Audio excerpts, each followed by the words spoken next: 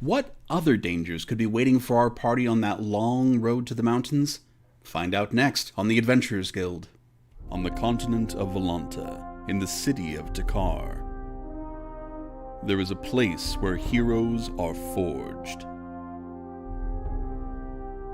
Where legends are built one story at a time. What you do with this opportunity is in your hands, and the hands of fate.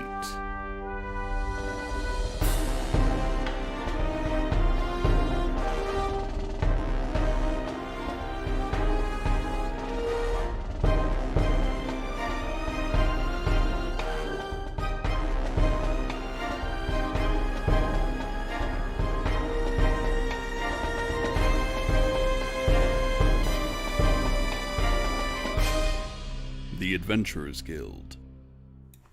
Hello and welcome to the Adventurers Guild. We are so happy to have you.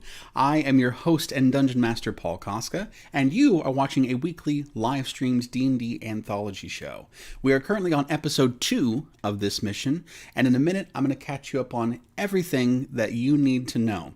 But before that, I just want to take a moment to shamelessly plug our companion podcast, The Guildhall. It is an exclusive to our Patreon. That's patreon.com/adventurersguildshow. You can find that link down below. The podcast is full of behind-the-scenes stuff and really secrets. And if you like secrets, and I know you like secrets, go check them out. We got them for you. Also, if you happen to own a very large business and want to, I don't know, have a monster named after one of your products or something, just know that I am 100% open to that level of shilling. So please feel free, make an overture. I have no shame. Let's go ahead and say hello to our players. Hello, players. Hi. Hello. Howdy. On a scale of 1 to 10, how concerned were your characters about surviving that last encounter in the last episode? Big ol' 1. Just totally fine, live or dying, doesn't matter. 8. Yeah. It was an 8, probably. like a 7. Yeah, 7 or 8 in there. The dragons, so man. like a 6 or 7. 6 or 7. Oh yeah, there were dragons. Yeah. There were two dragons. Actually, Crickstump, you didn't even see It's the true. dragons because you were unconscious. Oh, that's right. That's why you're 2. chill. I'll go 2. Dying. Great. Ramp Bump it it up all a the way little up. Perfect. Well, we'll see if there's danger in store, hilarity, or death. Let's go ahead and jump in. Get my music situated. Make sure it's not too loud. To recap, the party is accompanying geologist John Lebec to the town of McIntyre, where they've reported a number of earthquakes recently. Along the way, the party encountered an ambush from a cult who dug a trench to trap their wagon and then attacked. Trying to find them in the forest, Emiliana stumbled on 2 green dragon wormlings that the cult had been worshipping, and the normal fight turned into a tense, nearly deadly brawl. Though Crickstump was briefly knocked unconscious, and tensions flared when James tried to interrogate a cult member about death, the party rallied together and protected themselves. It is now getting into evening of the party's second day on the road, and they have just arrived at the small town of Calaver's Gulch. Lebec has driven the wagon to the stable, which is right at the edge of town. He hops down and says, "Well, I've got to see about getting the horses fed and quartered for the evening. I suppose you can head on to the inn if you wish, and I can pay for the rooms once I get there. I shouldn't be too long here." As he begins to talk to the stable attendants, you see around you that there is a town sign and a bounty board near the stables, and what would be the equivalent of a few blocks away, you see a large lit building. It's probably the inn, and a couple other kind. But at this point, you are free to do what you would like to do.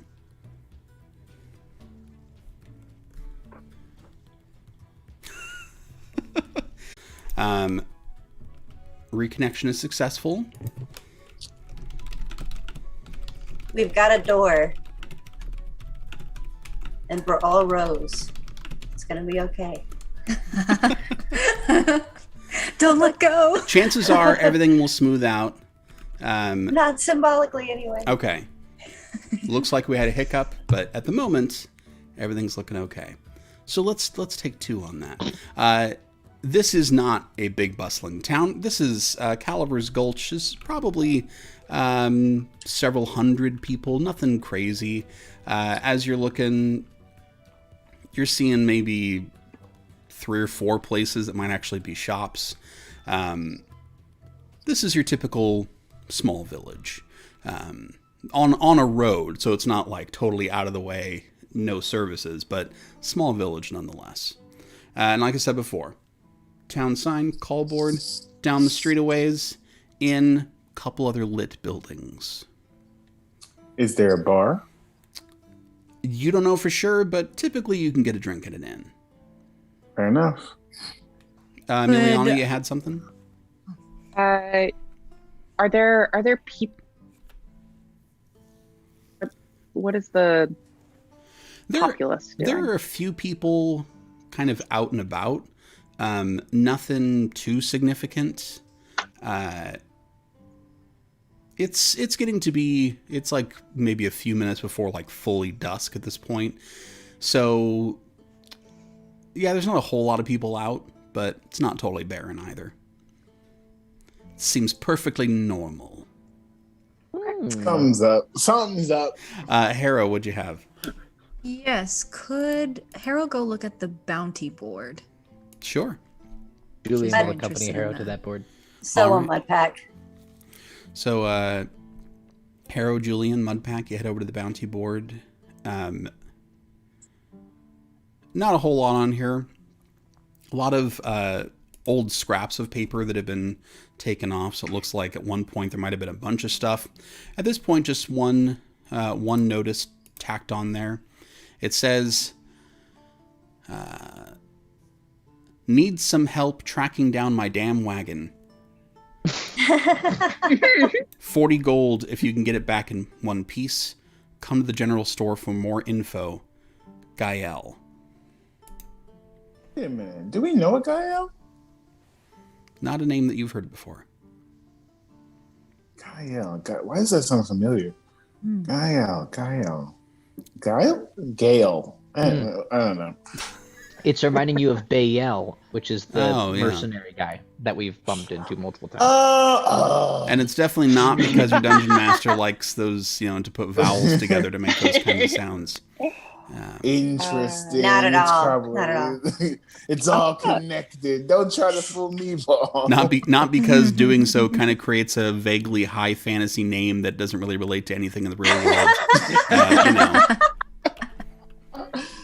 It's a I'm gonna good head to form. the end. So you just learned about that on the bounty board. Was there anyone who was just headed straight to the inn, or okay, Miliana and Crickstump? I follow Dustborn and Crickstump to the inn as well. Okay, so we've got Emiliana, James, and Crickstump headed to the inn. The three of you who are at the bounty board. Mm-hmm. Any discussion among you about doing this, or is it just noting it for now? Harrow's gonna take the note, just kind of grab it, and just might be something to try out while we're doing this, if we come across it. 40 gold for a wagon it's a pretty good price. Agreed.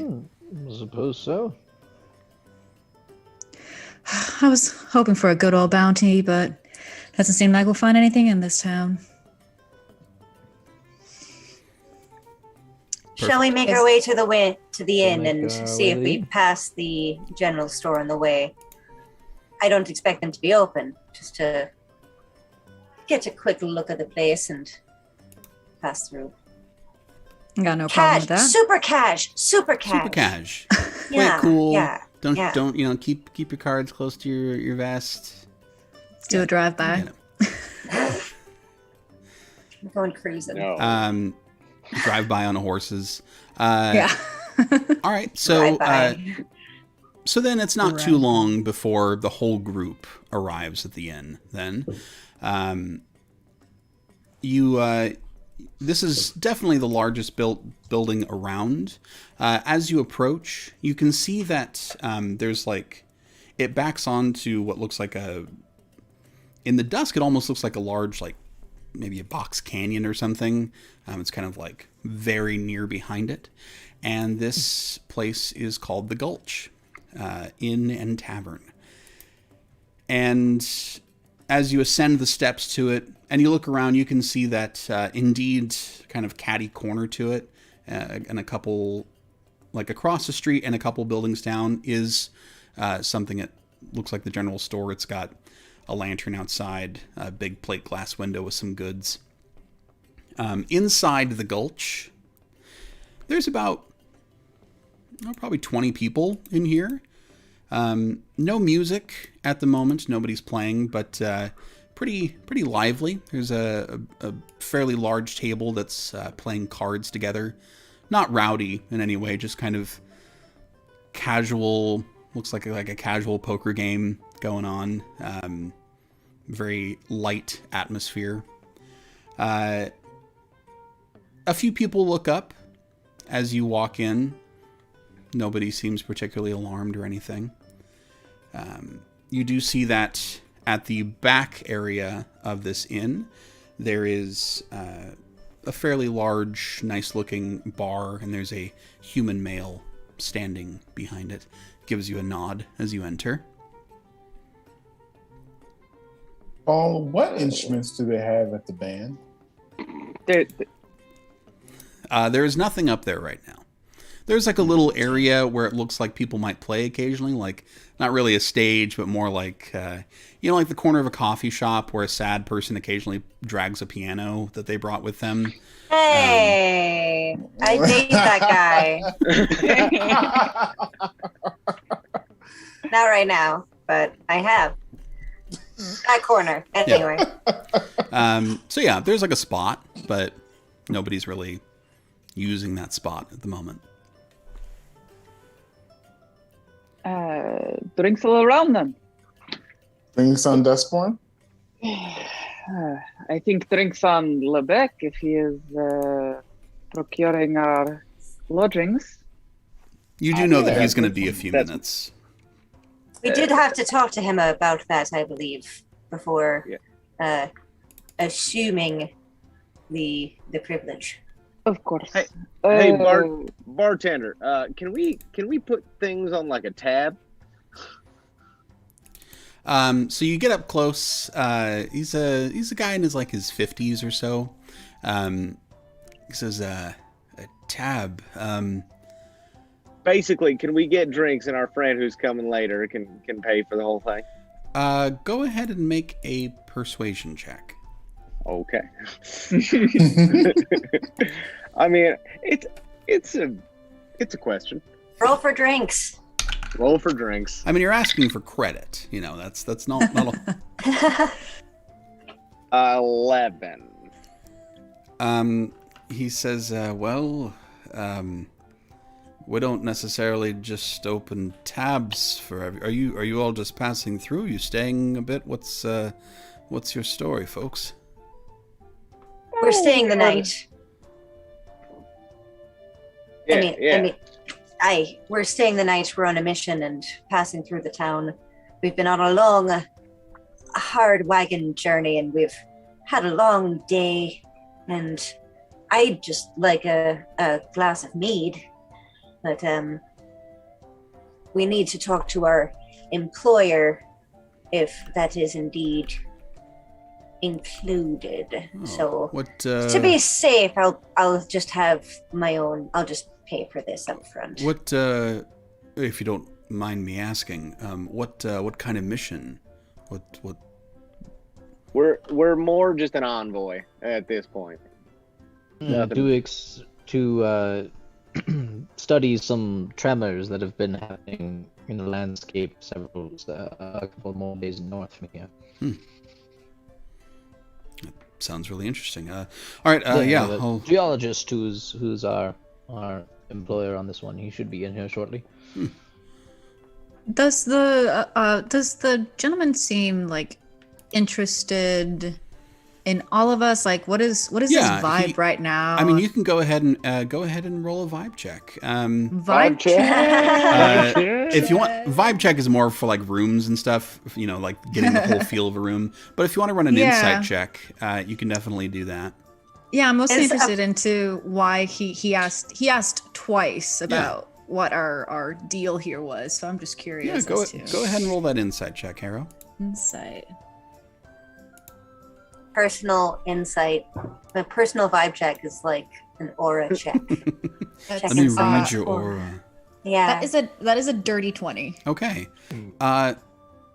No malice at all. You're not entirely sure why, but he seems like the idea of a mission or like something like that sounds. He seems genuinely interested, keyed into that.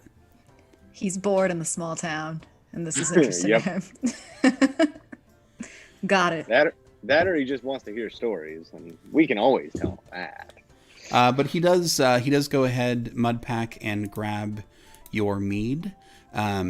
Just a simple mead. That's going to be, let me take a quick look here. That's going to be 5 silver. Hi, can you change a gold? Oh, yeah, not a problem. And Go you get have 5 silver back. I'll toss him 2 silver for a tip. Okay. Gives you a nods. Appreciate it. Yeah, a general beer, mead, wine situation is going to be 5 silver. No drinks. Cheap. You want anything fancier than that, it gets a little more expensive. As he is serving me, I want to ask him, you are a purveyor of information, nothing to do with why I'm here with the rest, but has word reached your ears, perhaps, of a young child in red robes?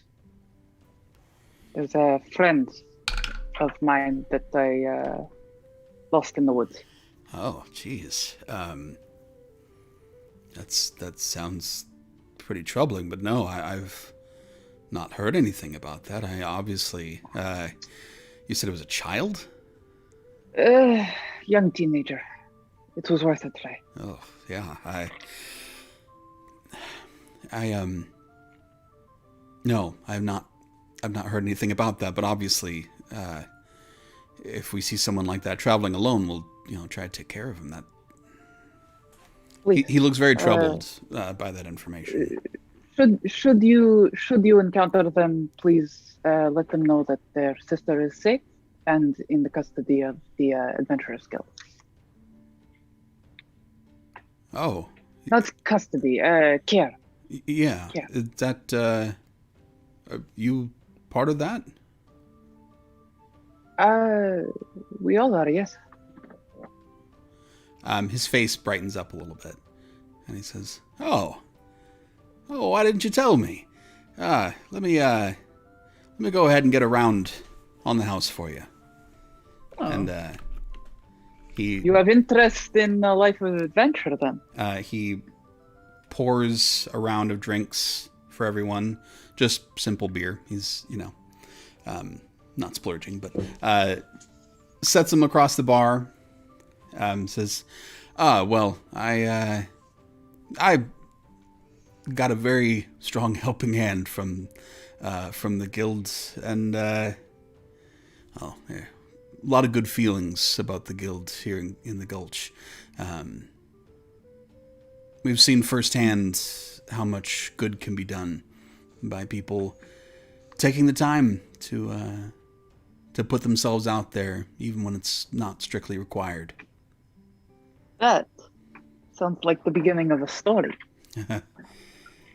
Well, we the town needed their help even before they arrived, and a lot of people in the town didn't even strictly realize it.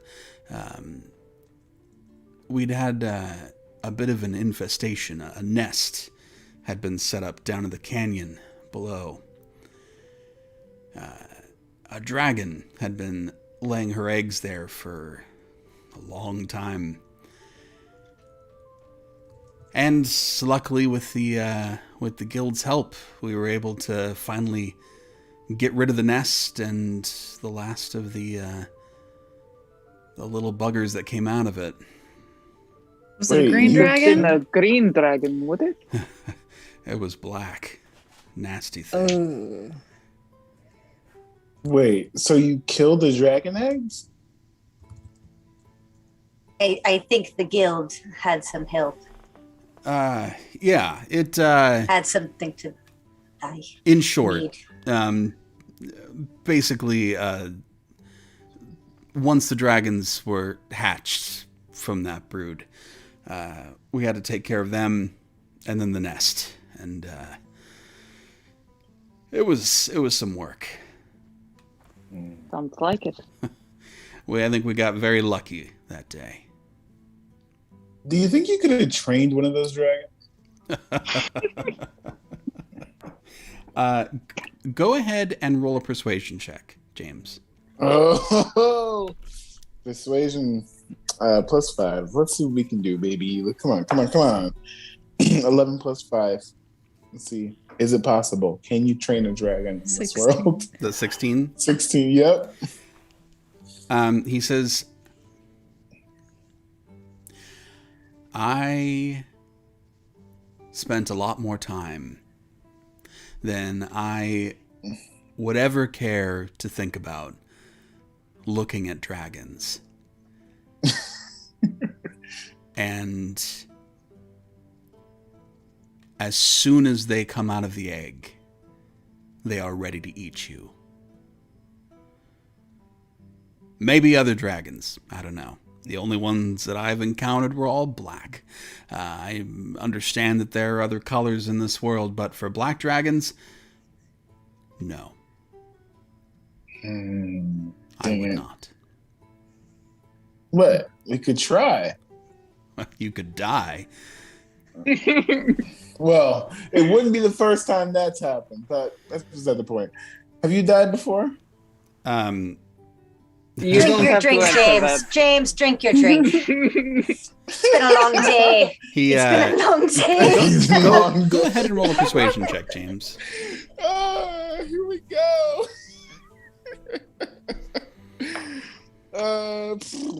That's a 7 + 5. 12 total. He shrugs and he says, "I've gotten close. Thought about it, but luckily, it didn't happen." So you didn't What get is to it- see what's on the other side. What is your name, sir? My name is Michael. Michael. Very nice to meet you. You as well. Like I said, those are the guilds. Always happy to have you by. Well, we are very, very appreciative of your hospitality, good sir. Do you have anything of like a tea or something like that? Yeah, I'm sure I could find something in the back somewhere. No, thank you. That would be lovely. Not a problem. And he goes and starts to rummage around a little further back in the bar to see if he can find some tea. And as he's doing that, Julian will pass his beer to Quickstump. You do not partake. I'm afraid not. No. Your holy orders. More like the watchers always need to remain vigilant at all times, so cannot do much to partake otherwise. Have you ever had mushroom tea? No, but some of my crewmates have partook of it, and it was certainly a experience that I personally definitely would not like to replicate, especially if I am to keep my vigilance up. Oh, So you what don't- are you? So you don't What allow are you yourself. working We're all very curious. Yeah, let's start with Harrow. Yeah, you don't allow yourself some rest and recreation at all. Just always vigilant, always watching. Most of the time, I'm certain there's peace in being a watcher. So certainly moments of peace, at which time I am equally vigilant, but myself is at peace. What are you looking for? Anything that threatens us from the outside. What have you sworn? Simply to protect those in need from that which roams the other worlds and other those things, however they partake into our land, if they would cause harm, I am sworn to protect others from them. A noble and lifelong quest. It is my life, and it is why I was brought onto the crew. The Nilo takes many ventures into the fringes of the plains, and therefore they acquired someone of my services to be there. And I did it a few times and became rather close in camaraderie with all of them. And if any of you have met them, they are quite approachable individuals who tend to be very, very embracing of those who seek a family. At this point, Michael does come back with, admittedly, not the best tea in the world. It's kind of like asking for milk at a bar. Like, they might have it. Might not be great. I wouldn't. Yeah, I was going to say.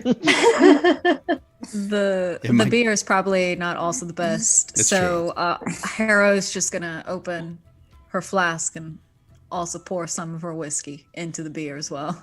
Whiskey in the beer. Yeah. That's the most... That's the most Toby Keith thing that you could do in that moment, but that's fine. Whiskey in the beer. Just poured into your red Solo cup. Yep.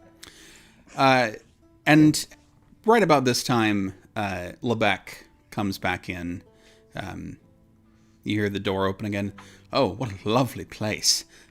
He comes up to the bar, has to hoist himself up onto a stool, because of course he is a gnome, and he says, "Oh my, I would love what kind of ale perhaps, or something stout and hearty from the to take off the chill from the road." Our sponsor, Michael. This is Mr. Lebec. Michael gives Lebec a nod and pours him a very dark, like thick-looking ale.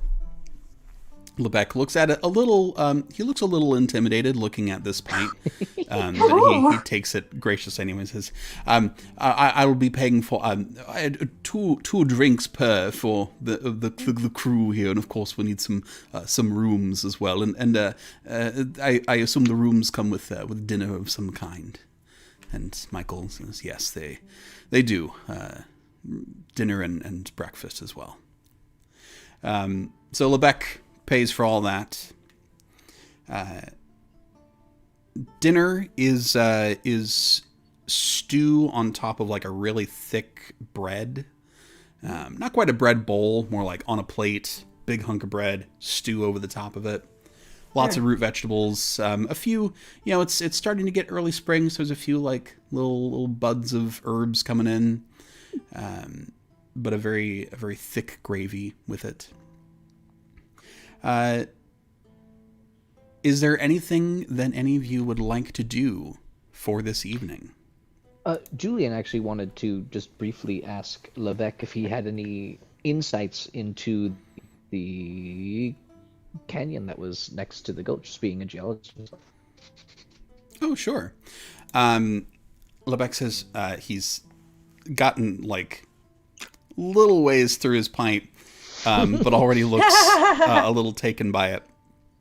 He says, "Oh, yes, that the Gulch, as they call it. Yes, a canyon. I've been down, not all the way to the bottom, but I've done a little poking around nearby. Likely formed by very ancient, perhaps glaciers moving through.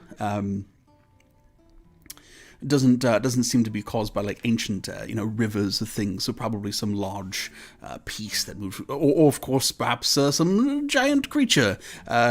Always a possibility in these lands. But I imagine going all the way to the bottom, you'd find some very fascinating striations with the rock and the passage of time. And this is good. He takes another drink. I was guessing that if it is some creature creating these tremors where we're headed, that's more of the reason that we'd need that you'd need some help. Well, I mean, we saw, just on the road what kind of help might be required just getting from, point A to point B. Of course. When one is traveling by oneself, it's a dangerous proposition. It can be. Not so bad moving just from, like, the next town over, but if you're trying to go, days away, you just might run into dragons, I suppose. Wait, so let me get this straight. I'm sorry, Mudpack. Go ahead. Oh no, I was just going to remark basically what I was just it's you. You okay. Go for it. So you're telling me on the way over here, we face some dragons, 2 baby dragons, and then we come to this place that has a history of a dragon nest. Are we about to face a dragon in the back? I don't know that I am not a... Wait. Do dragons burrow underground? Sure. I'm not a dragonologist. Oh no, you're a rockologist, yeah. Sure. I mean, I don't think so. I would be kind of surprised. I mean, if I had wings, I probably wouldn't spend my whole time underground. Is there like a knowledge check of like, is there a dragon that prefers to be underground, or a type of dragon in your world that is underground? Yeah, you can make a nature check. Nature. Well, dragons are a part of nature. Well, that's a -1, so we'll see if this goes. Okay, I think Crick's fascinated too. He's gonna try and make that check too. I'm so smart. Yeah. Anybody who wants to try to see if you remember things in your dragonology course. I got a 19 -1. Okay. So an 18. Ooh. And I got an 18 as well. Okay. So. Hey! Yeah! Dragon experts. Yeah. I got a 14 plus 5. Nice. 19. Zoom. We all passed our final in our dragonology course. We did. Great. We did. Great. We studied together. We did awesome. Thanks, guys. You needed a minimum of 17. Yeah. You did it. It was just a Zoom course though, just FYI. You don't have to put that on your resume. No, you don't have to tell anyone that. You don't have to tell class. anybody that you went to Phoenix Dragon University. So just because I did doesn't mean anything. So dragons can burrow. It's definitely a thing. You're not too sure on the particulars, like if there are some that do it better or some that love it better, but dragons can. Dragons, to the best of your knowledge, don't really live underground. Like, they live, they like mountaintops. They like big caves. They like, places where they can really stretch out. So it's not like it's totally out of the question. But a dragon is not something you would typically think of as a subterranean creature. Is the nest close to here? The old dragon nest? Are you just wondering this aloud? Are you asking someone? I'm wondering this aloud and asking probably Michael, the bartender, or Levesque if he knows the answer. Michael says, well, it's all the way down at the bottom of the canyon. That's, at least a half day's march. Not much to see down there. After we took it apart, we got more people from the town down there and really disassembled it, scattered it, took the dragons back up here, which was quite an ordeal. So there's not really anything to see down there. All right, I'll trust you, Michael. He seems trustworthy. Okay. That's all the questions I have for Michael. Great. Anybody want to get drunk? Crickstump finishing his second beer.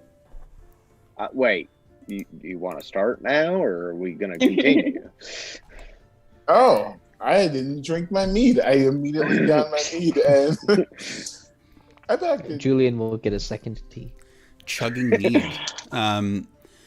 Yeah, you get the tea. It tastes a little dusty. Like, it's definitely been sitting in a jar for a long time. That dusty aroma. Yeah. Dust has its qualities to it. I'll enjoy it all the same. Yeah, it's mostly dead skin. Yeah. Great taste to it. That's called protein. Protein. It's the spice of life. There you go. Quite When you literally. can't get bone broth, get skin tea. Skin tea. Um, That's gonna be the new MLM trend. All these nurses who've quit their jobs are gonna start selling skin tea. Don't speak that into the universe. Don't put that out there. Speaking of the universe, I'm gonna be the CEO. If it'll make money, we'll sell Adventurers Guild branded skin tea. I'm all in. TM. Yeah. I knew I should have read that contract. Already I copyright. might I just have to piece out of here. I'm gonna let me hop on Squarespace and get that registration real quick. Stop.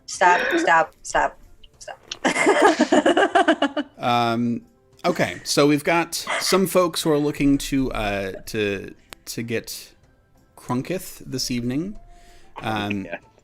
Anything else that any other objectives that anyone wants to accomplish for the evening? Hera wanted to speak with James, but upon seeing that James is getting Crunketh, you look over and James is chugging a mead. Do it. Do it with us, Harold. Come on. Which is a little bit like having like a Mike's Hard Lemonade chugging. Yeah. So it just kind of looks at him curiously, waits until he finishes his drink, and then just asks him, You have a fascination with death, don't you? Any reason in particular? I'm very curious about why it is that you bring it up so much. Well, don't we all? I mean, look at us. I point to the rest of the group. I mean, we face death every day. Doesn't that fascinate you? I don't particularly think about it. At all. Have you died before? I've come. Well, I'm here, you know? Okay, listen. I have a theory. I bring heroin closer, whispering it in their ear. I'm like, I think, I'm not sure yet, but when we die, we see someone we care about, right? And the last time I died, I didn't see them. Someone who I care a lot about. And it's making me question, is it even real in the first place? Because one time, I touched them, I talked to them, we had a whole conversation. And I feel like if we can do that, what's stopping us from bringing them back? Well, there's a lot about that, James. Next up, who did you see? Oh, I saw my sister, who I literally saw 2 weeks ago when I went over to the Capitol. So it can be faked. Yeah, of course it can. I believe it's just all chemicals in your brain, but there's also plenty of realities out there where you move on to the next stage of your existence, and whether that be death being a different thing, or a different sort of life. I don't see it as too much different. What I'm mainly curious about is that you call it death, but we don't. Have you actually died before? Died. Like, has someone brought you back to life? Because Craigstomp didn't die. No, I just got knocked the crap out. And I've come close. I've come close to death. I haven't died, which is why I didn't really quite answer your question. I see it as death because we see what's on the other side. Or see what's not on the other side, and it's different for everyone. Every time we kill someone, I try to ask them what their experience is, and the stories aren't adding up. Do you see that as a finality there, James? It seems pretty final to me, but I'm still here, so it's not as final as we thought it was. Yeah, well, I don't see it as a finality. So maybe it's just different perspectives, too. Okay. So. Well, technically, it isn't a finality at all. But. Julian, have you died before? No, I have not. I have seen many die, and I have seen them return from the ethereal plane. Less than cheerful. Not the greatest situation. The ethereal plane. Yes, most of the time it is the plane directly adjacent to our own. Ghosts, poltergeists, whatever you may call them, they exist in that realm and can affect it because it exists within our plane as well. Tricky buggers. How does one get to the ethereal plane? Magical ways to do it. A few of the crewmates actually know how to do it themselves, but they don't do it that often. It tends to be a little unwieldy from what I've seen myself. It's not very reliable. Can't fully control getting there and coming back. But it is something that can be done. It can be done. So we can go. We can go right now. No, because none of us here have the capability to do that. Who would? I have to go to the Nilo to figure this out? Oh, perhaps. I do not know. It has been a while since the crewmates used it. I cannot remember who specifically had it. Maybe it was Vondel. I can't remember. But perhaps hey, your Michael, own quest saved. Can we get another round here? Thank you. Please. Michael does bring around another round. You can tell he's kind of half listening and doing his best not to intrude. And Lebec at this point is a little over halfway through his pint and wavering a little bit on his stool. Can I put my beer down next to Lebec and sit down next to him? And I have seen gnomes drink before. No one will think less of you if you stop.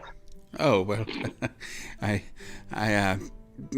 don't let loose very often. Kick Imagine up my my heels shock. and the words escape me at the moment. What I want to do is make the most of my time doing field work. I'm so often stuck just looking at charts and maps and so on and so forth that, when adventure calls, you've got to grab it by the whatever's the things. I move his ale just out of reach. If you want to make the most of it, I recommend you remember it. Yeah. You'll want to be able to read your field notes in the morning. Grab it Michael. by the whatevers. That's a life motto right there. Water for this poor man. He takes some water and seems to take the note to heart. He does. After getting some water, he does sneak another couple sips of his ale, but he mostly sticks with water. Any other things that you would like to? So that the plan, as far as you know, is really just to be here for the evening, to roll out in the morning. This is not intended as a long-term stop.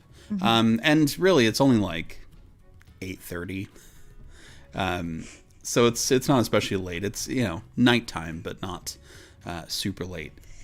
Anything... Yeah, but we have been traveling all day, right? Oh yeah, I mean you're pretty worn out. Not as tired as you would have if you were walking, but still pretty tired. As we're talking and boozing, I don't happen to overhear anything about an impending invasion or the end of the world or anything like that. I don't know. I don't know what it would be, but you know what?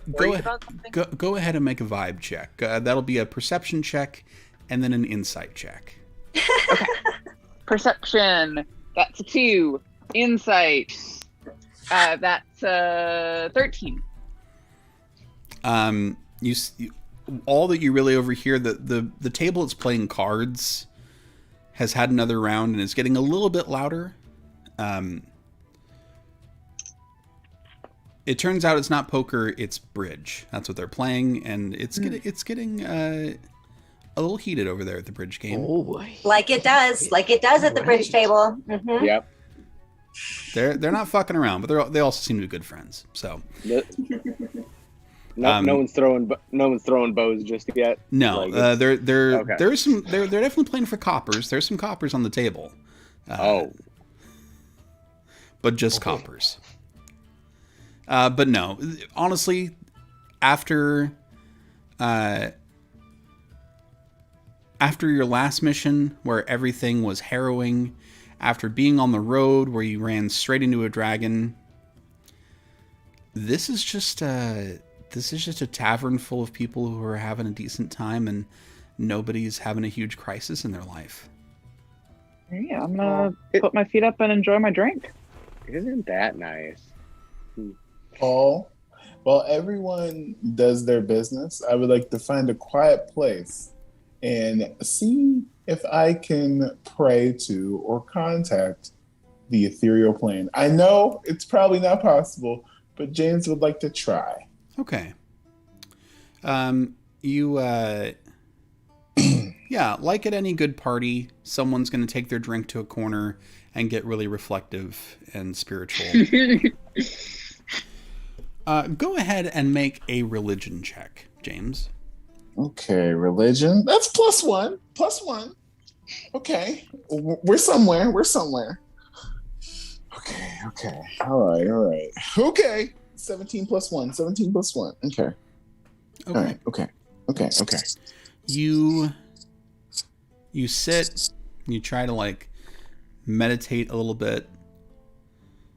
You take some deep breaths and just kind of just send your awareness out there.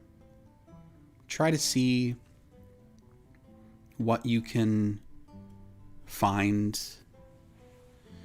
And it's almost like as if you're fishing, right? You've cast your line and you are just watching the bobber.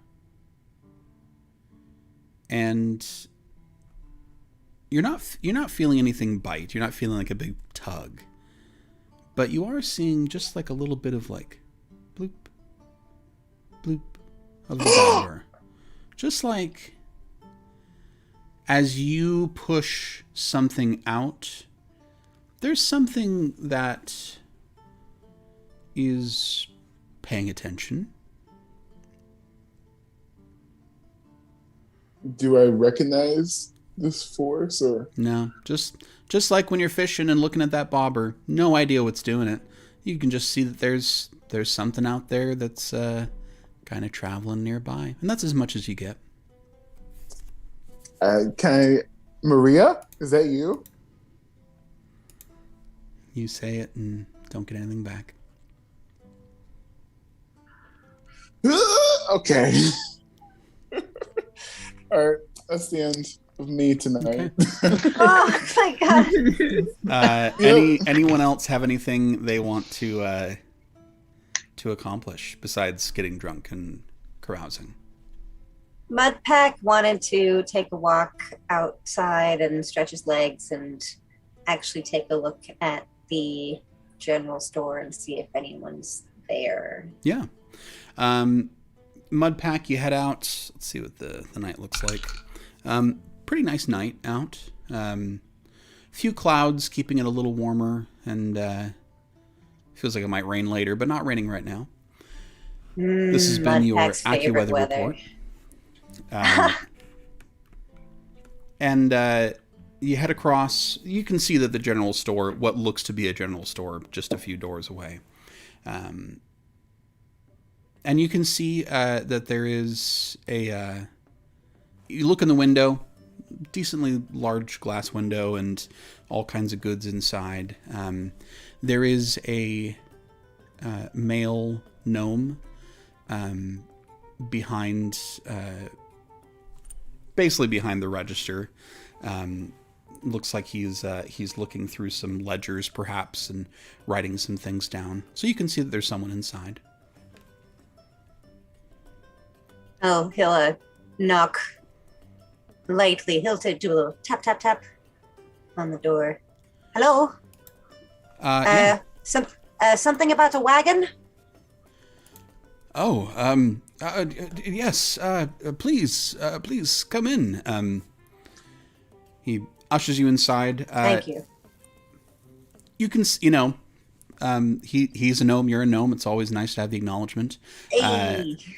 He's looks to be not middle-aged. He's got kind of shaggy brown hair and a little goatee. He says, welcome to the store. Sorry, I was not expecting certainly anyone tonight. You saw the posting. I did. I'm sorry it's late. I know it's late. Oh, sorry, stopping by. No, it's fine. I've been well, you don't need the whole thing. My wagon has added to the list. My wagon is missing. I just wanted to see some of the circumstances. Do you think is it a particularly tough wagon to find? No. Do you know who has it? I've got an idea of who has it. I don't know for sure, and I'm just me, so I don't want to be going and getting myself into something serious. It's only been missing for a couple of days, but yeah, there's this group. They're basically kids, but they're not kids. I don't want to call them a gang, right? That feels like it's unfair. Inside check. It's being weird. Oh, what's my insight? Ooh, yay, 17. He looks like he has a lot on his plate. Yeah. Like, you're looking at, as you look around, you see that what's in front of him are in fact ledgers. There's like inventory stuff and what looks like might be bills and receipts and like all kinds of stuff. Mm-hmm. He doesn't look shady. He looks overwhelmed. Okay. He says, it's an honest business, gnome. Yeah. He says, sorry, I've only been doing this a few months, and losing a wagon is kind of the last thing I needed on top of trying to get a hold of this rat's nest of paperwork. It's been months and I still haven't caught up with it, but yeah. I can come back if you need some time to gather your things. No. I've been doing no. I'm not good at paperwork, and I've been working on this for a long time, so it's not like I'm going to be done by morning. Yeah, there's a group. They're mostly harmless, I'm sure, but they do stuff. You know, they're like bored kids, teenagers, whatever, and yeah, they're. I'm pretty sure they have it. Probably like 20-30 minutes outside of town, up on, I've heard they hang out like up on a hill, and honestly, I'm not an adventuring type. I'm not a confrontational type, right? Or else I would just go up there and just talk to him and get it back. But geez, that's just no, thank you. And it's not enough of an issue to trouble the guild and Takar itself. Oh, I mean, go ahead and roll an insight check. I mean, that was really just an out loud insight check Sure. more than anything. I don't really need to roll this, but 14, so that's 18 insight. You see when you mention the guild that a little bit of like a crosses his face. Oh, there's the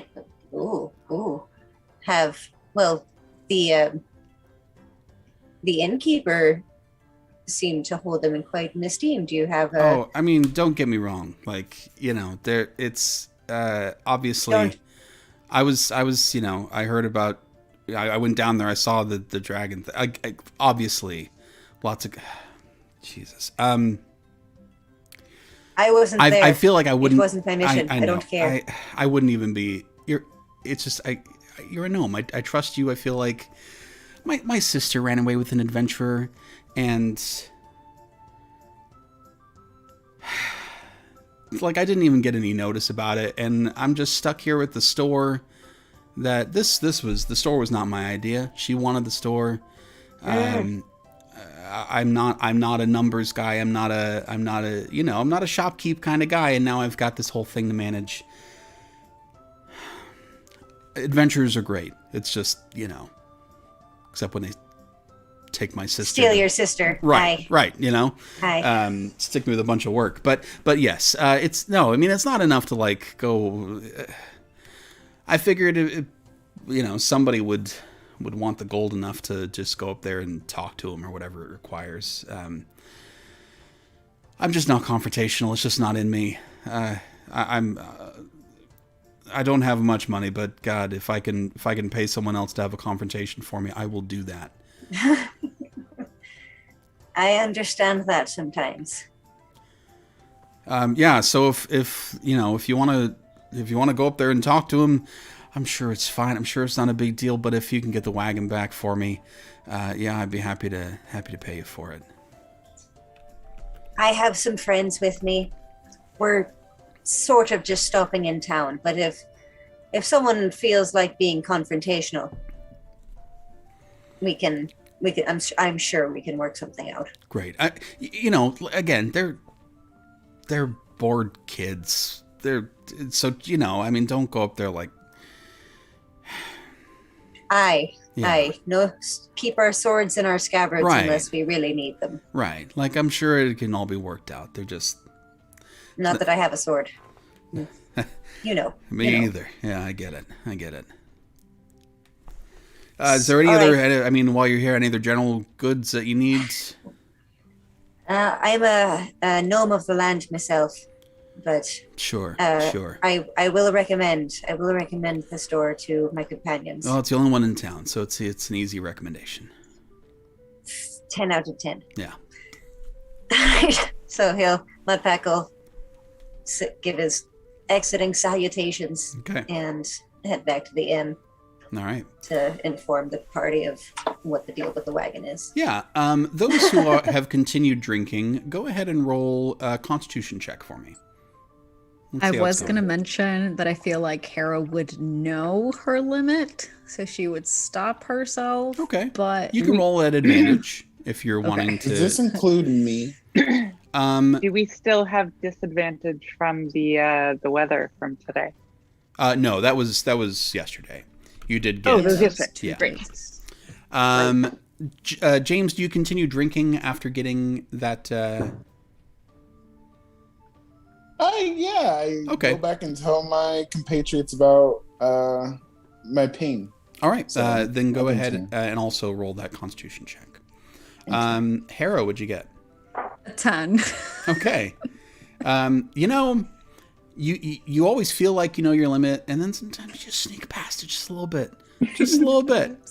And it feels good. And you just sneak past a little bit and you go, whoops, that was my limit. It came and went. Emiliana. 8. Emiliana's having a good night. You're not as drunk as Lebec. So there's that. We're feeling twirly. Crickstump. 6. We're having a Crickstump night. And James. I got an 8. 8. Wow. Boy. Dang. Things are Aliens getting... just got all these people around. Cool. Listen, we've been on the road for a few days. We just need to let off. It's like he's back on the ship. It's all good. It's like he's back on the ship. Mudpack will be back soon. He's basically sober by now. He had half his meat. He didn't even finish it. So, Mudpack, you get back, and you can see pretty quickly that a lot of these folks are well into their cups. Somebody started a song at some point, and only half the people in the room know any semblance of the song, but everybody's singing. So there's a good time happening. Making a perception check, can Mudpack deduce that Julian does seem to be the only one who is like calm at least, or settled? Julian is the only sober person in this room. It looks like Michael's got a beer in hand behind the bar. It's that time of night. Got it. Yep. The only people who are hanging around here are here for a purpose. So everybody is having a good time. Hey, it's an inn with a bar. That's what it's for. Well, Mudpack will make his way over to Julian and, Yes. The general store gnome gentleman. Oh, I didn't catch his name. Some kids have his wagon on the hill about 20-30 minutes from here. Do you think if we told them that they couldn't bring their weapons and they just had to scare these kids to getting the wagon back, and then we could split 40 gold? Do you think that would be a good idea or a bad idea?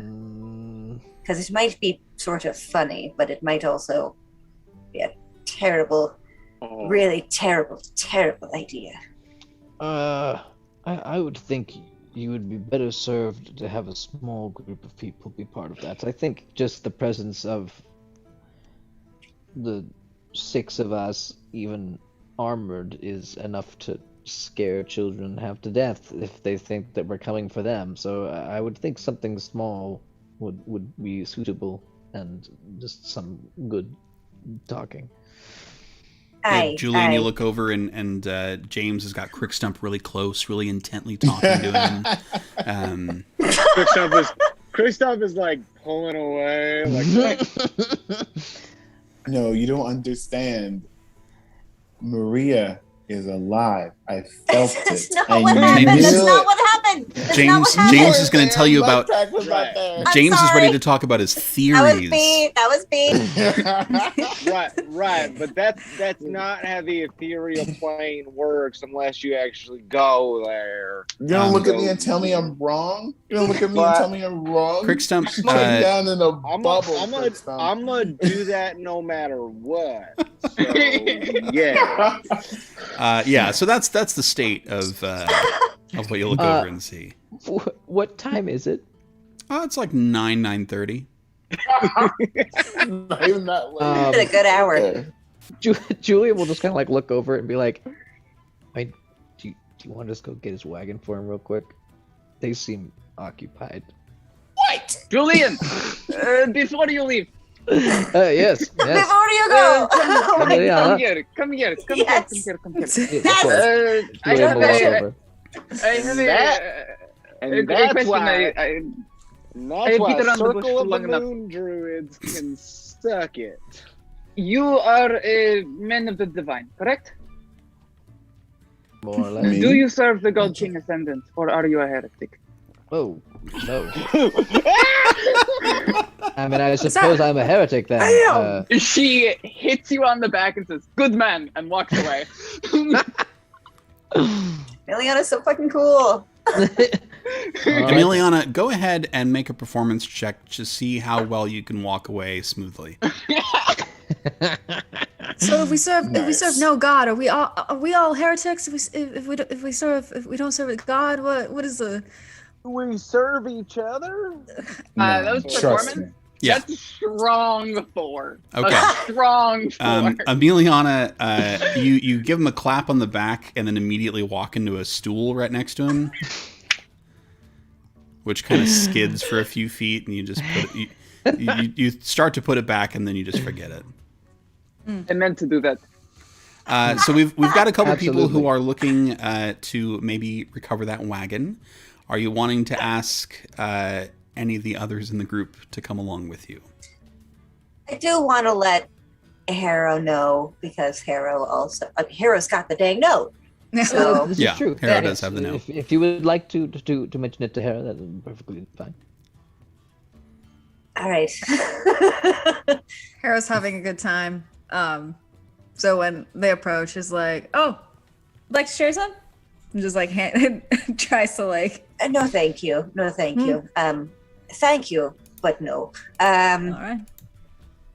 I just went to check about the wagon. It's not a real big deal. Julian and I were just going to go take care of it. It's really just Oh. a talking thing. Yeah.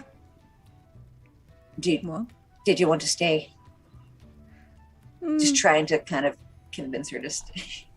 It's Like, it's not gonna be. I mean, it's not gonna be Mm. cool. But like, if you want to come, like, but also you should come if you want. But like, it's Harrow- not gonna be cool. Hera, why don't you roll an insight check at disadvantage?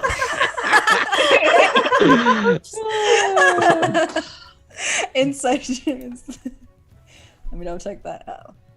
Mudpack realizes it's late and they have a long day tomorrow. They had a long day today. This is just like a quick thing. As few variables as possible. Yeah. What'd you roll? That's just a 10. Mudpack wants you to go. Like, this is, you are new. Maybe this is an initiation thing. You don't know. But Mudpack's been around a while and, you know, like been in the guild for quite a while. And it's like taking you under the wing. I was just gonna look at Come on him under my very, tiny wing. very intently. All right, let's go. Just gets up. All right. The more the merrier. Now let's go. 3's a good number. I highly doubt it. But do any of us see them get up to walk away? You all can roll perception checks at disadvantage, the three of you. Okay. Perception charts. Okay. All right. Strong 4 for Emiliana. Strong 4. A strong 4 once more. So good. That's I rolled an 11. 11. I got a 7. 7. True story. At this I wanna point, Crickstump and James are having this really intense conversation. Emiliana, you and Lebec are like, you know, right there. Connecting. Mind melding. You notice maybe like 15 minutes after they're gone that they're gone.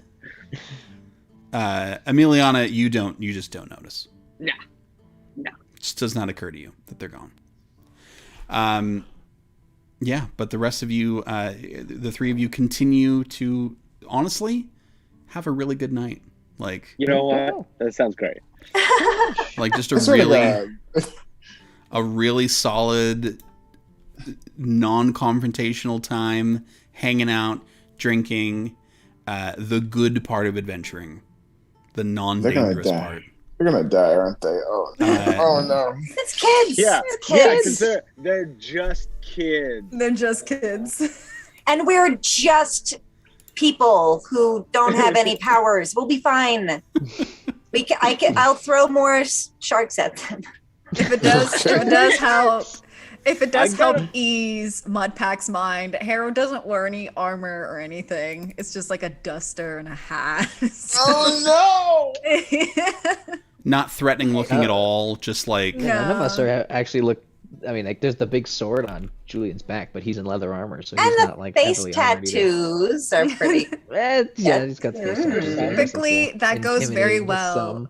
No, that These are- typically goes very well with youths, just tattoos. Yeah. I mean, these are small town Julian's kids. Who gonna knows if they've relate seen to something the like that? kids. Depends what kind of youths they are. I have some experience with delinquents. I think I got this. You could trick them into closing their eyes by saying, close your eyes like mine, and you'll have eyes on the outside. If you think hard enough, that's how I got these. Really? Smash the Really? wagon. And then we just take the wagon and run. So you head out, and it's honestly not hard to find. The three of you, go ahead and roll a perception check.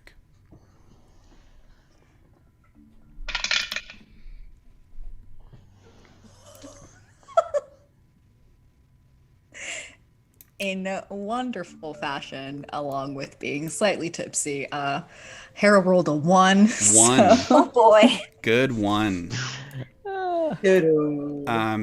Okay. That's a 1 for Harrow. Mudpack, what'd you get? An 18. 18. Solid, Mudpack. And Julian? Julian's right in the middle, got a 9. Okay. All right. Beautiful. So, good news. All three of you can actually, once you get, town isn't very big, right? You got this cluster of buildings.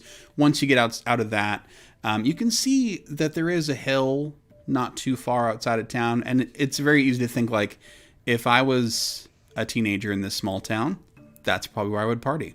Going to the hill. Yeah. Yeah, you go to the hill. And you can see, some firelight up there.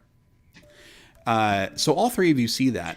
Harrow, you do immediately fall into a gopher hole right off the road.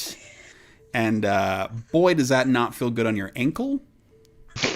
So you do take 1 point of damage, and you will be at disadvantage for dexterity checks and saves until you can put your foot up.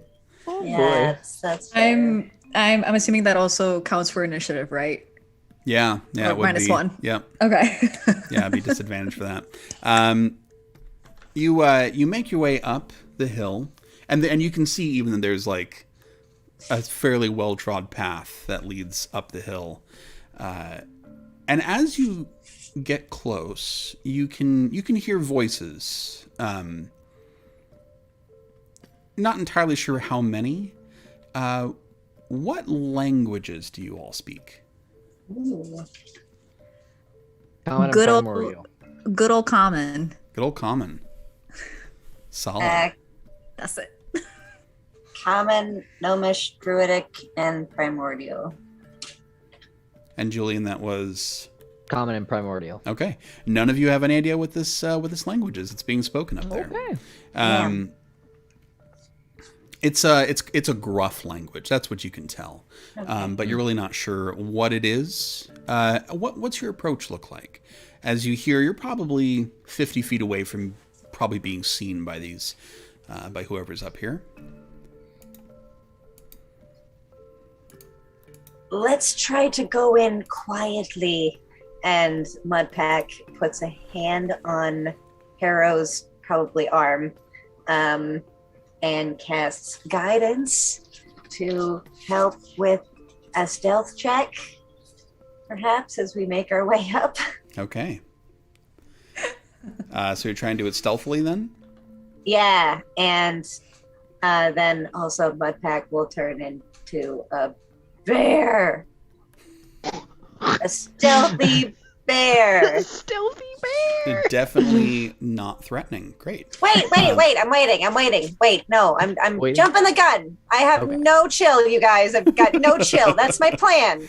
In case you wanted to know, my plan is to turn into a bear when we get So if stuff goes clear. down, you are ready to turn into a bear. Yes. Got it. Honestly, that's not bad because you might have a bit of a jump on stuff going down. Yeah, but I keep forgetting. Like, okay, I want to make sure that I can talk before just like. Bark. Yeah, those of you who would like to can make stealth checks at this point. Julian, I guess you're not at disadvantage because you're not in heavy armor. Nope. Harrow, you are at disadvantage with, I believe that's a D4 of guidance. D4 guide. Okay, that's what I was about to ask. Is that correct? Yeah. Yeah.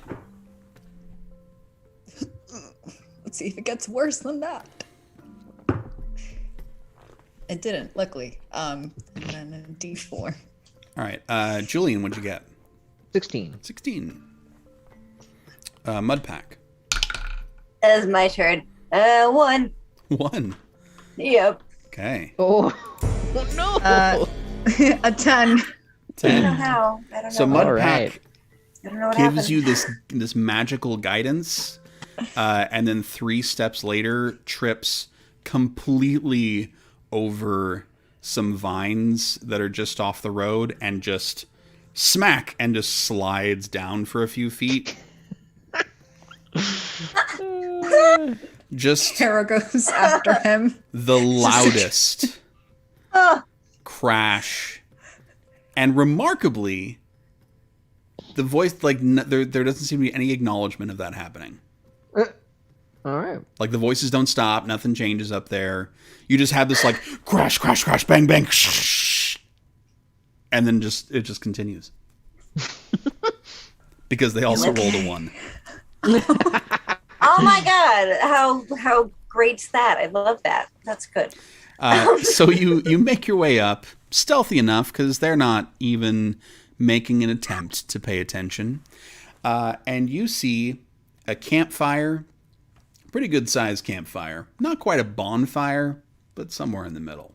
Is it a wagon-sized fire? It is not. The wagon is very obviously nearby. It's like 15 feet away from the fire. Something you noted is that coming up here, there wasn't a good way to get a wagon up here. Like, the path was not really big enough for this wagon. And as your eyes adjust and you start to get the lay of the scene, it becomes a little more clear. There's about 8 orcs, like teenage-looking orcs, hanging out around this fire. They look like they are drinking. One of them definitely looks like they are smoking something. They are talking, and a couple are singing in Orcish. This is like a full-on teenage orc party. Okay. All right. Well. And they have not yet noticed you. So, what is our approach here?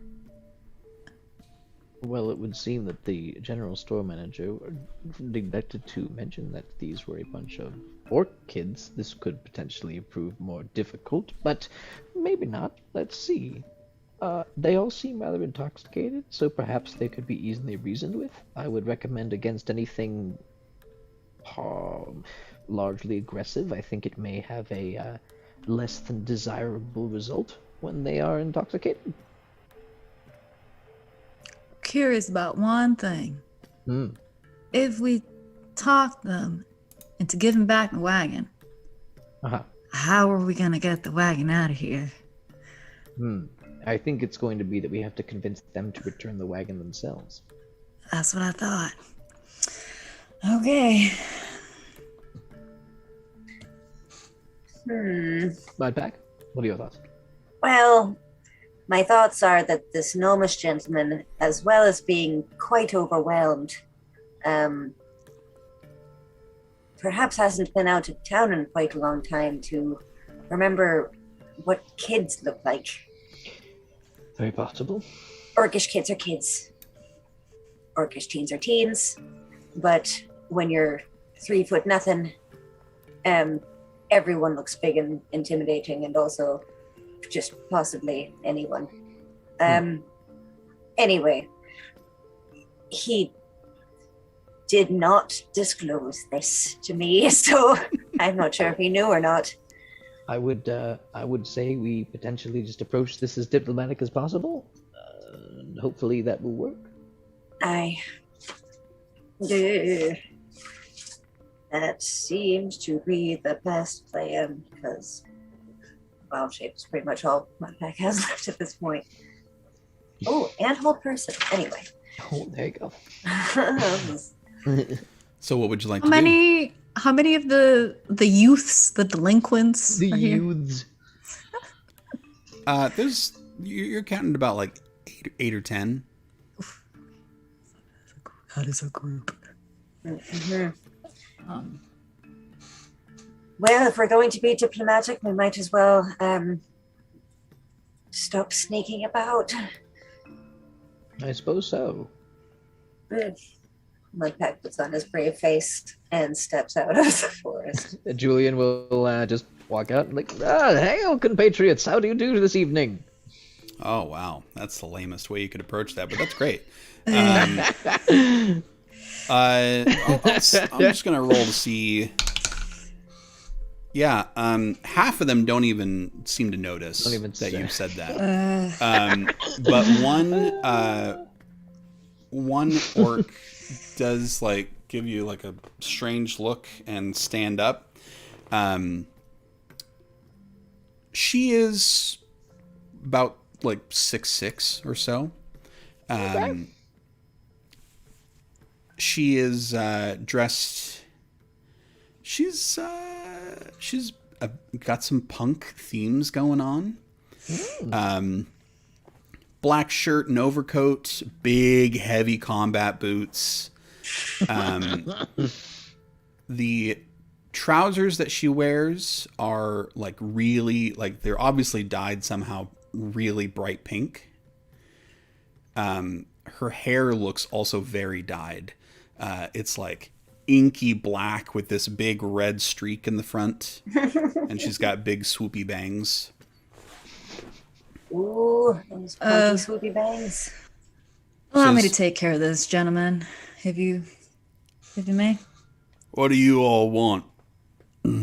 She takes a big drink out of her horn and tucks it into her belt. Hera takes a step forward, and kind of nods to the female orc and gives her nod, a tip of her hat, and says, "Evening. Y'all seem to be having a good time here. Would you be interested in possibly parlaying for a little trade, for that wagon over there?" What do you want with the wagon? We just want to return it to the gentleman. But I'd be more than happy to exchange something in return. Like what? Hera removes, it's not as probably as big as what they're drinking, but Hera removes the pony keg of the dark whiskey. Kind of shows it off, and it's kind of a personal interest of mine. I see you all like to enjoy a little bit of drinking yourselves, and we can start you off a little bit early. She laughs and says something in Orcish, and a sleepy-looking orc guy looks up at you and hands you this what to him is a little flask, and she says, "Try that and tell me if what you've got is gonna do a fucking thing." May I? Yeah. So she takes a little bit. She says thank you to the sleepy orc. Careful. Can she like smell it? Oh yeah, it smells horrid.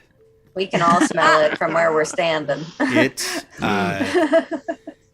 It smells like, as you smell it, you've got like, there's like alarm bells in your brain of just like, this is not something you like.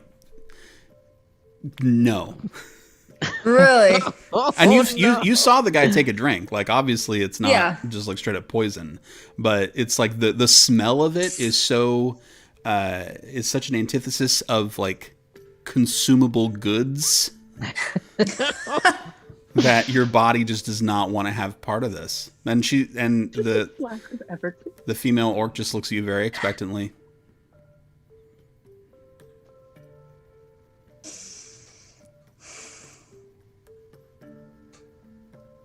Oof.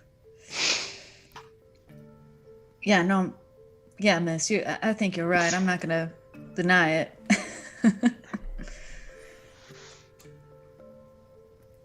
But, if I may, allow me to perform something. I don't intend it as any sort of move of aggression. I'm just mainly protecting myself, if that's all right with you. Just shrugs, kind of non-committally. So Harrow, Mudpack and Julian will see Harrow's body, not body, but kind of some of her features, their features start shifting. Her ears become a little bit more elongated, and there is tufts at the end that is not so much hair as it is like feathers. Her hands become more, her fingers become more sharp, and they almost look like bird claws, and her legs extend just a little bit into like more of like a looming figure. And her eyes, the white of her eyes turn black. And so her like icy blue irises stand out a lot more. And she, they know this is not good for them, but they're hoping that in their shifter form, it'll protect them a little bit. And so they take just a small sip, and they don't hide their reaction. They're like, oof. Okay. That's quite the vintage. Go ahead and make a Constitution saving throw.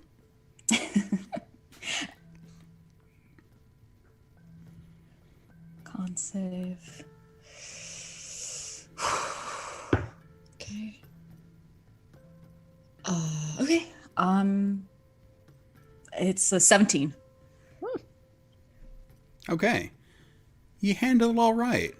And the orc gives you a little bit of a nod and laughs a little bit and says, "You want the wagon?" She points to Julian and Mudpack behind. "I want to see you two take a drink too." And that is where we're going to go ahead and go to our break. So stick with us, and we'll see you in just a few minutes. Mudpack, you're screwed. Oh, man.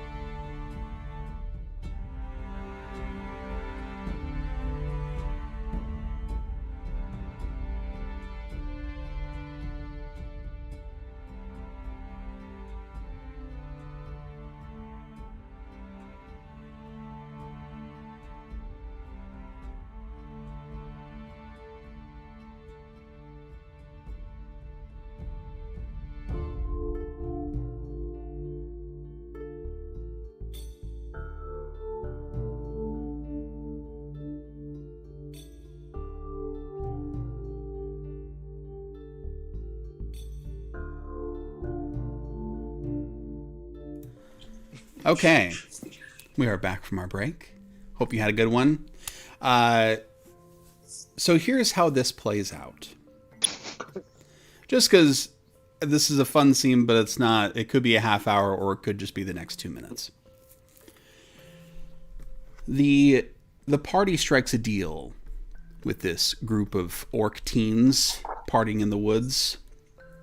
And through some negotiations, they do manage to get the wagon back. There are some stipulations. One of which is that they will have to come back with a couple of kegs of beer for these orcs. And the other is everybody had to take a shot. It's rough. It's really rough stuff. And only Harrow managed to really handle it well.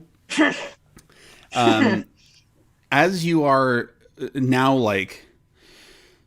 very queasy and it feels like you drank a whole bottle of hot sauce on an empty stomach. That's how your stomach feels. Oh my god. And you also feel very drunk at the moment. And they pile you onto the wagon and push it to the end of the path. And gravity kind of takes care of the rest. It is the bumpiest ride you've ever had in your life, and I would like both Mudpack and Julian to make another Constitution save just to see if you can keep yourself together. 15. Okay. Natural 20. All right. Ah! No vomiting happens. Yes. On this vomit comet as it barrels down the side of the hill. It's not an especially long hill, but man, it feels long in this ride as you just boom, boom, boom, boom, boom, boom, boom, boom, boom, and how is it longer on the way down than it was coming up? But you and the wagon do make it safely down to the bottom. I do want to point out that Hera will leave the pony keg with the teen orc. Did we end up catching her name at all? Yes, her name is Ukala. Ukala. So Hera will leave the pony keg with Ukala and just say, it's not like your own, but it'll hold you through one night at least. She takes a shockingly large drink of it. And we'll say for the purposes of this that you are able to get a couple of kegs up and do manage to get the wagon pretty much in one piece. Can we get a guild special on that? Not free, but for the kegs? A discount. Yeah, because we're helping the town. I'll say that for the kegs, you could get both of them for... Well, go ahead and roll a persuasion check, Mudpack, with advantage. All right. Thank you. Ooh, persuasion. It's not great, I think, on him. But we'll see. 16? Yeah, you get both of them for 12 gold. Hey, it's as long as we did not go over 40. No, it certainly did not. And by the end of the night, Mudpack, you head back, and Gael is at this point now closing up shop and closing a bunch of ledgers, and very happily gives you the gold that you've earned. Back at the bar, drinking has continued for a while, and people start to make their way to rest. And honestly, after some nights on the road, even a basic bed is nice for most of you, except for those who really insist on the outside, kind of sleeping on the floor. Mudpack, are you in a room? I think he's going to be in a room today. Okay. Crickstump, are you in a room? Oh yeah. Crickstump is not set on being outside, but he enjoys it from time to time. So it's pretty comfortable. Not the best accommodations, but far from the worst. And for most of you, it's a very welcome respite.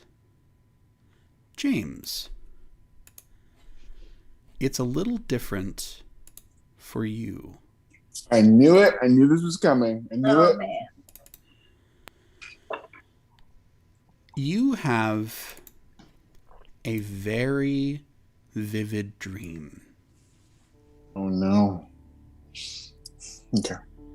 You find yourself in this very simply furnished room. Might be someone's, like the living space of someone's house, or a very simple inn, not one you recognize. There is a fire going in the fireplace on one side.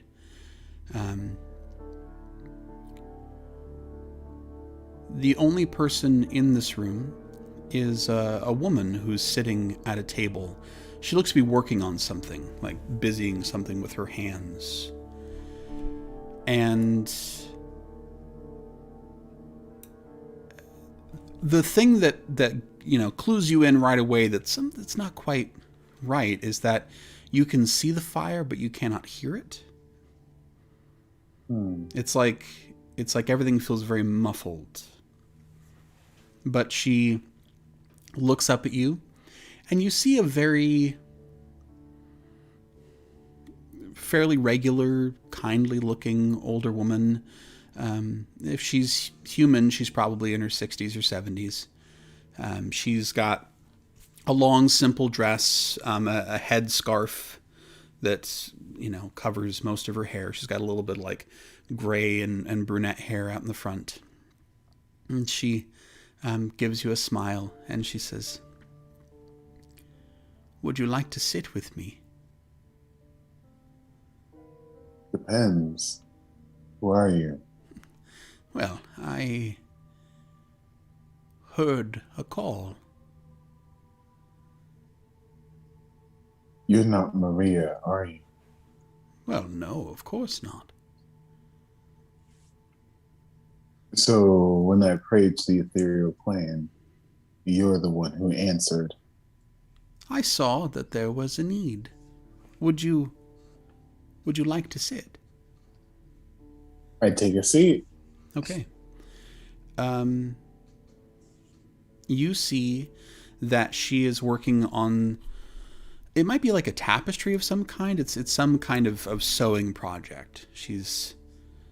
Looks like she's sewing two pieces of cloth together. She says,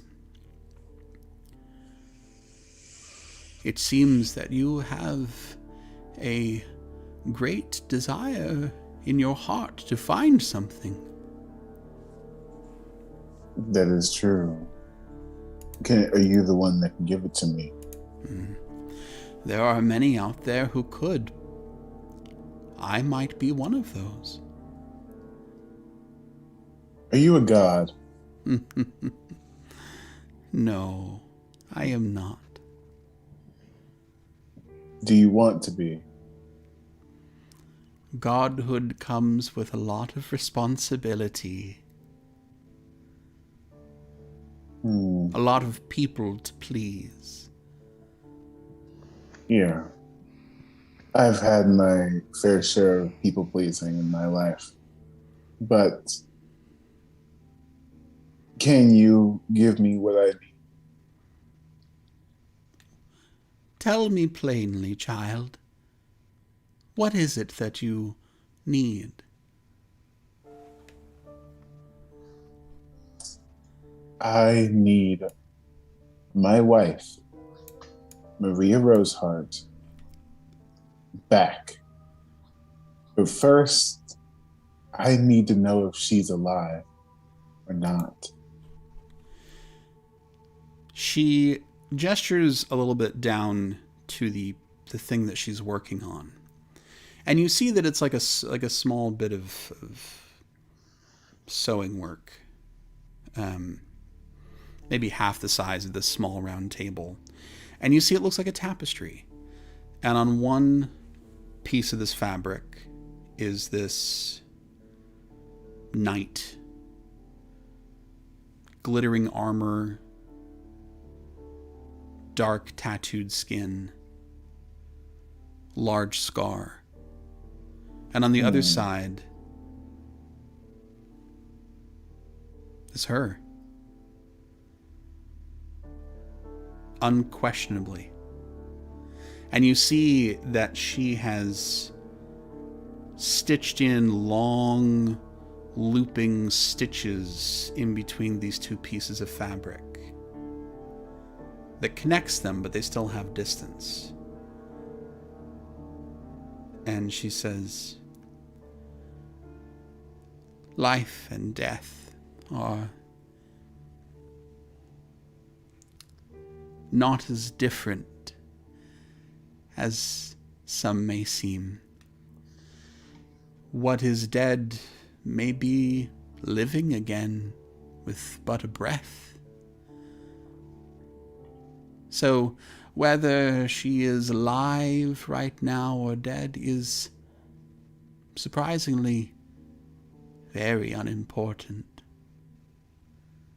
But could she be brought back? She was important. Oh, of course. But the question is, could she come back to you? And she pulls on the thread slowly, and you watch as the stitches get closer and closer together until the two pieces of fabric touch. And she says, that is something I certainly could do if you want it. People like you usually have a price. The person I served also had a price, and I have paid it in full over and over again. So what do you want? For now, your attention. Seek me again, and we'll continue our discussion, child.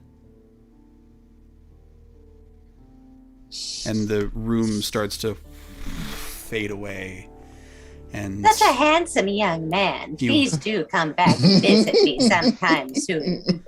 Sorry. Why don't you ever call your mother?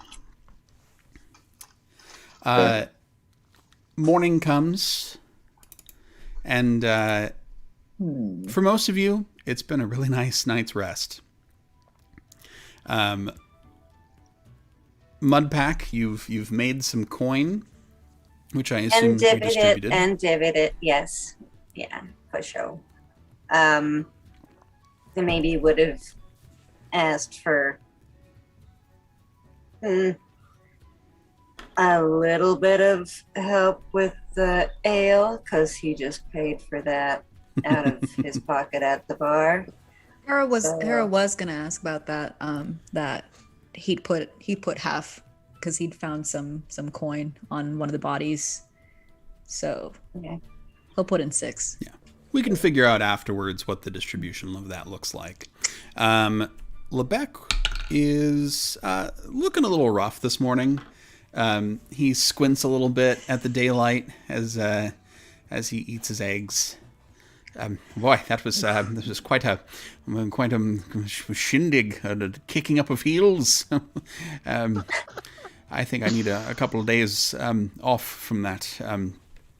But we've likely got that. It is in 2 days' time we'll reach Basseton, which is where we'll have to leave the wagon and make the last little bit on foot.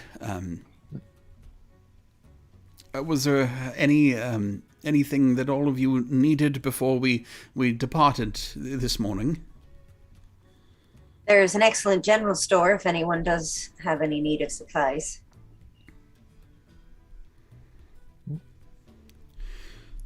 Harrow's gonna fill her flask at the bar before leaving. Sure. What are you wanting to fill it with? Just a whiskey? Yeah. Okay. Whatever, yes. You're going to get a discount on that, and that's going to be, let's see, to fill a flask, we'll say 4 gold to fill the whole flask. It's definitely cheaper than it would be in shots.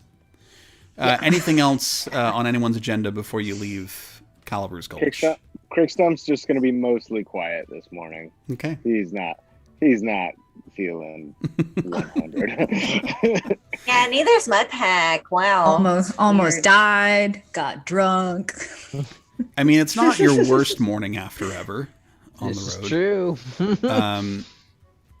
But yeah, you hit the road, and as we hit the road, Emiliana, go ahead and roll a d10 for me. Oh. What's the weather like? What is the weather like? That is a 9. Okay. What do we encounter? Over the next 2 days, you encounter really nice weather. It's still early spring. The breeze is still a little cold. It's still, not time to toss your jacket in the closet. But you don't get any rain over the next 2 days, so the road is drying out, and the trip on the wagon is actually fairly enjoyable. I'm suspicious now. What's gonna pop out? Ninjas? Another dragon? I'm suspicious. This is why we can't have nice things. Yep. On your night on the road in between the 2 towns, does anyone want to do any hunting or anything like that? Mudpack will do some foraging. Okay. Go ahead and roll a nature check, Mudpack. In a while. Ooh, 23. Okay. You find, near your camp, you find a little stream, and right beside that stream, you find a whole patch of, chicken of the woods mushrooms, and next to that are some, really good, they're early, but there's some berries that are kind of hardy winter stock that are still good, and the bears haven't eaten. Yeah, so the stew that evening is got some really fresh stuff going on. Like how I pulled out that individual mushroom, because that's the only one I know that's edible that you would find in the woods. It's because once in a while TikTok's like, "Are you into mushrooms?" And I'm like, "I'm really not, but I guess I'll watch this one video on mushrooms." But no, thanks. You do have a player that's into mushrooms. It's true. So we're good to go. It's got chicken on it, so you can eat it. Yeah.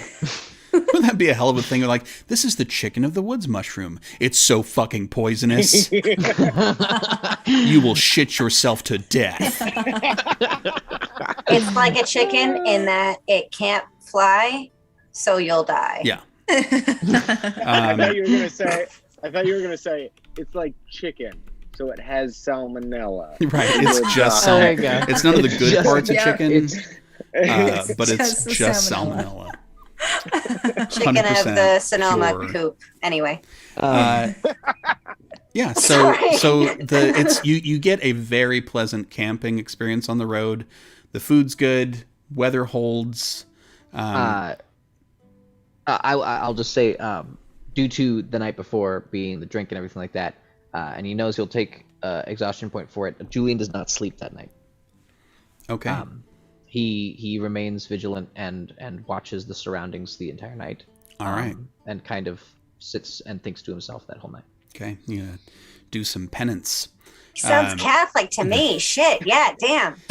Julian takes out his case with the cat o' nine tails in it. Yeah. No. He simply God, his deliver eyes... me, release me. He simply gazes into the darkness. Well, Bethany, what are you doing here? It's one of his flaws. So it's tied to one of his flaws. So now he just simply stares into the darkness the whole night. That makes sense. And it is an especially bad night for that because nothing stirs. You see like a raccoon at some point. It gives you the finger. Like a raccoon that's like stretching its legs, kind of just out of hibernation. It's a weird raccoon hand. If any animal could give you the finger, it would be a raccoon. Yes, yes, they can do it. I feel They like got they those long, can creepy and fingers, probably so- do. I think it's actually like their hands like built already to like just do it in general. It's like 3 fingers, and Yeah. like the middle one is extremely longer. That than is the their whole evolutionary purpose behind their weird hands, is just to flip you the bird. There you And go. like while grabbing a can, like this is mine. Fuck you. Okay. So, Julian, you are indeed exhausted the next day. And as I said, the next day's travel, also really nice weather. You are making good time on the wagon, and in fact get into the outskirts of Basseton just a little bit sooner than you thought you would. Not like dramatically, but you still got like an hour of daylight left as you roll into a village even smaller than Calaver's Gulch. Oh, of course. Perfect. It does, you know, there aren't that many like really big towns around, but this one is, even at a glance, small. Probably, I don't know, if you had to take a guess, there's probably not more than 150 people living here. Even as you are approaching, you can see that there is a heavy, thick forest beyond this town. And as you're approaching, Lebec says, the forest beyond is the reason that we'll have to stow our wagon here. That is more or less a direct line to get us to McIntyre. So, wagon won't make the trip, unfortunately, but, well, strong and fleet of foot and ready for a hike, I hope. Well, I How am long anyway. will it be by foot? We'll reach McIntyre in a day. As long as we're really hoofing it. He seems very excited for a hike. I All think right. we can keep up with each other, can't we? Well, we've all powerfully built sort, yes. Yeah. I don't know.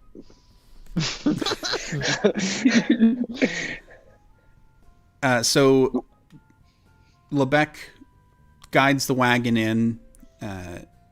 This stable is much smaller, and the stable hand looks at the whole wagon and is like, "You want me to take care of the whole thing?" Oh yes. We'll be back shortly for it. Just make sure that the horses are fed and get this out of the weather and all that. And he's like looking at the wagon. The wagon will definitely not fit in the stable, so he knows he's gonna have to like find tarps or something. Gee, mister, I don't know.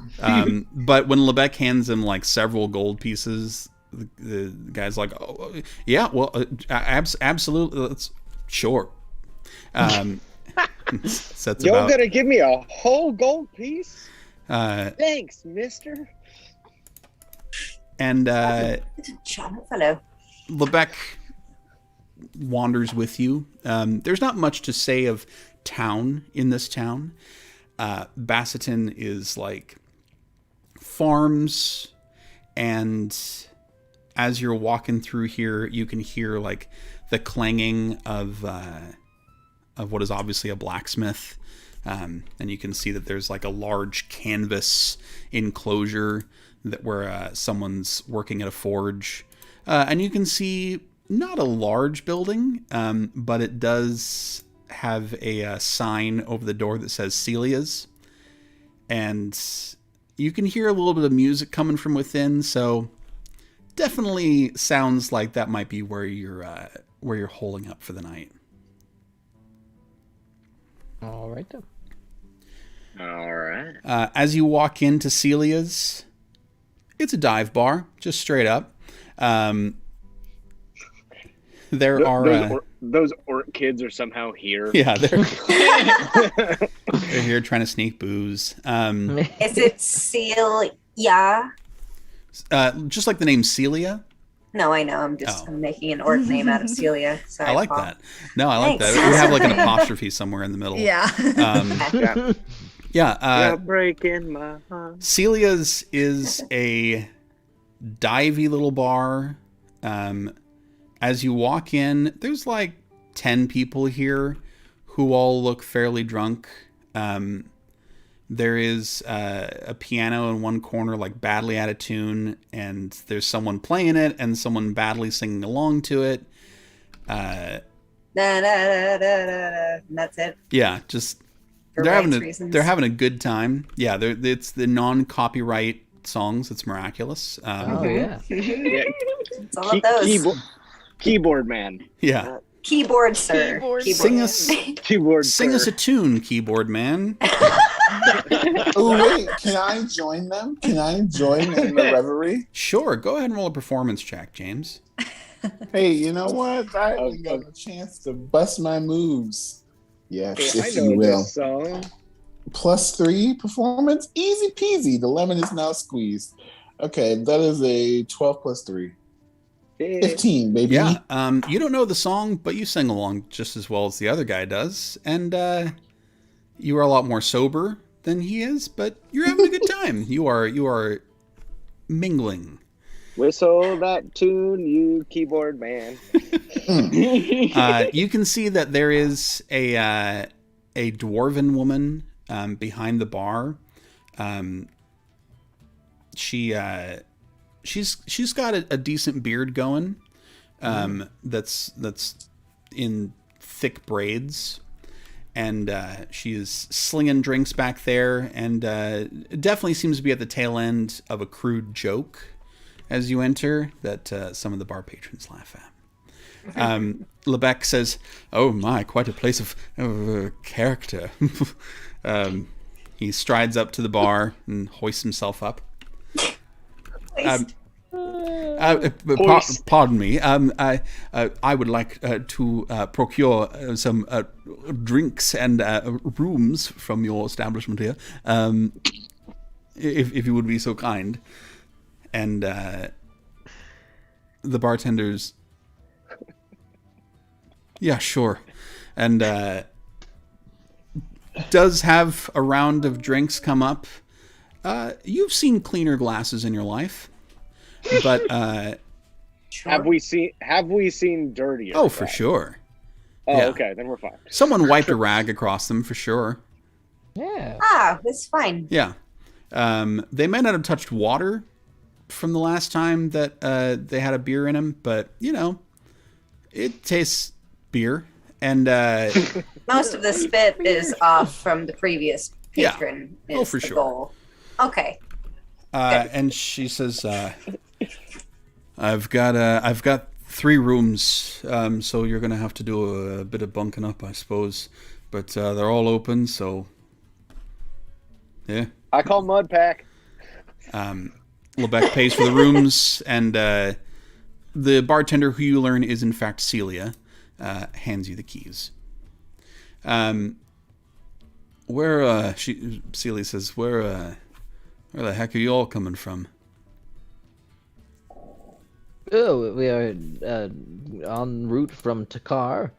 We stopped in Calaver's Gulch, and we are continuing from here tomorrow morning towards McIntyre. Lebec chimes in. We're on a mission of great importance. These are representatives of the Adventurers Guild, very esteemed. He seems very proud to be traveling in this way. There haven't been any tremors that have impacted your village or settlement here, have there? Celia shrugs, like an earthquake. Like an earthquake, but you know, cooler. With perhaps a heat. I don't know.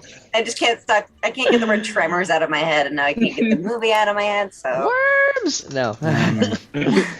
No, haven't felt anything myself.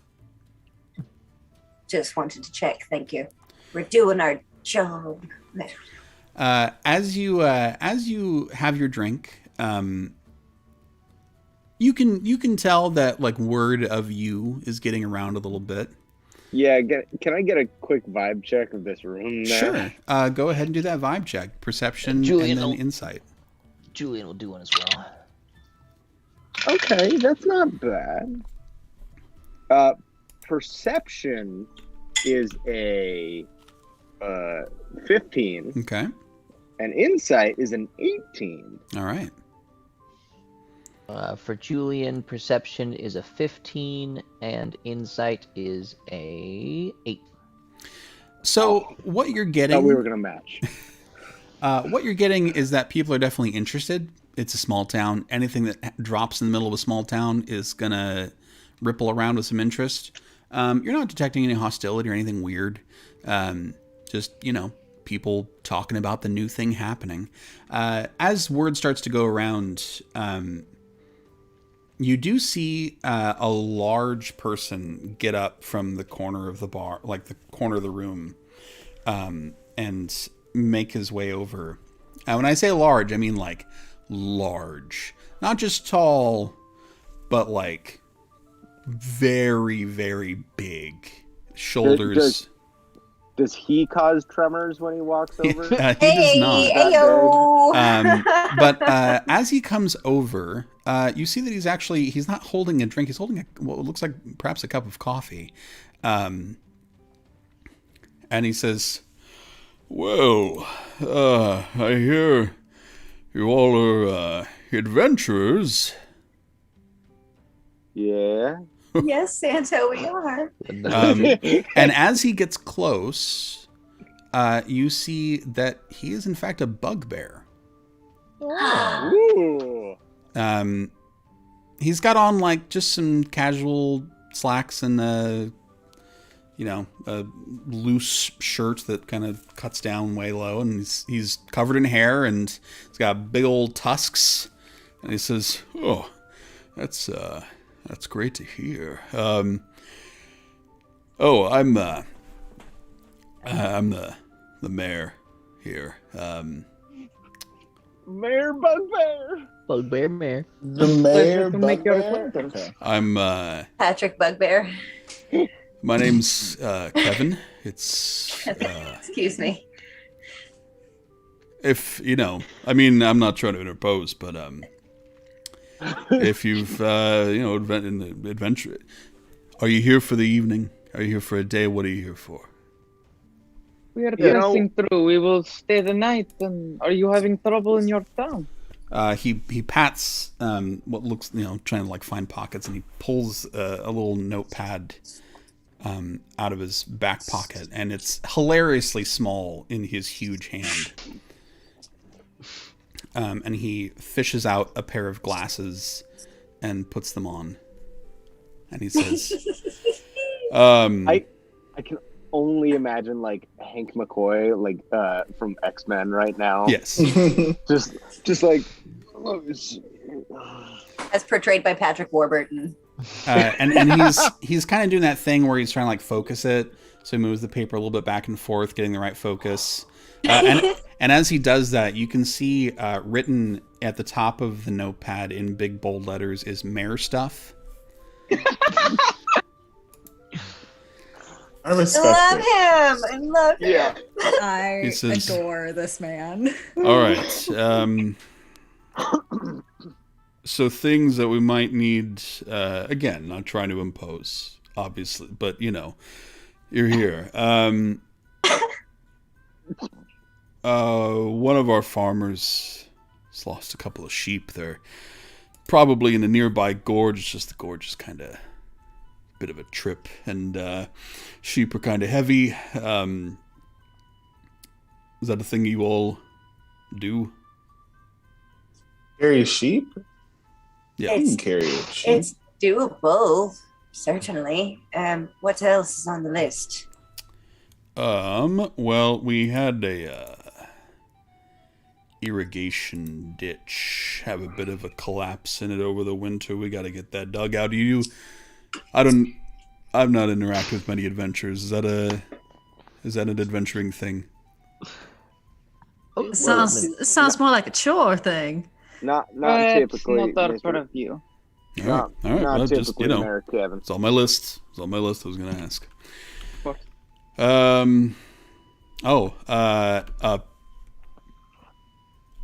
farmer at the edge of the forest has lost 3 cattle to a pack of very large wolves.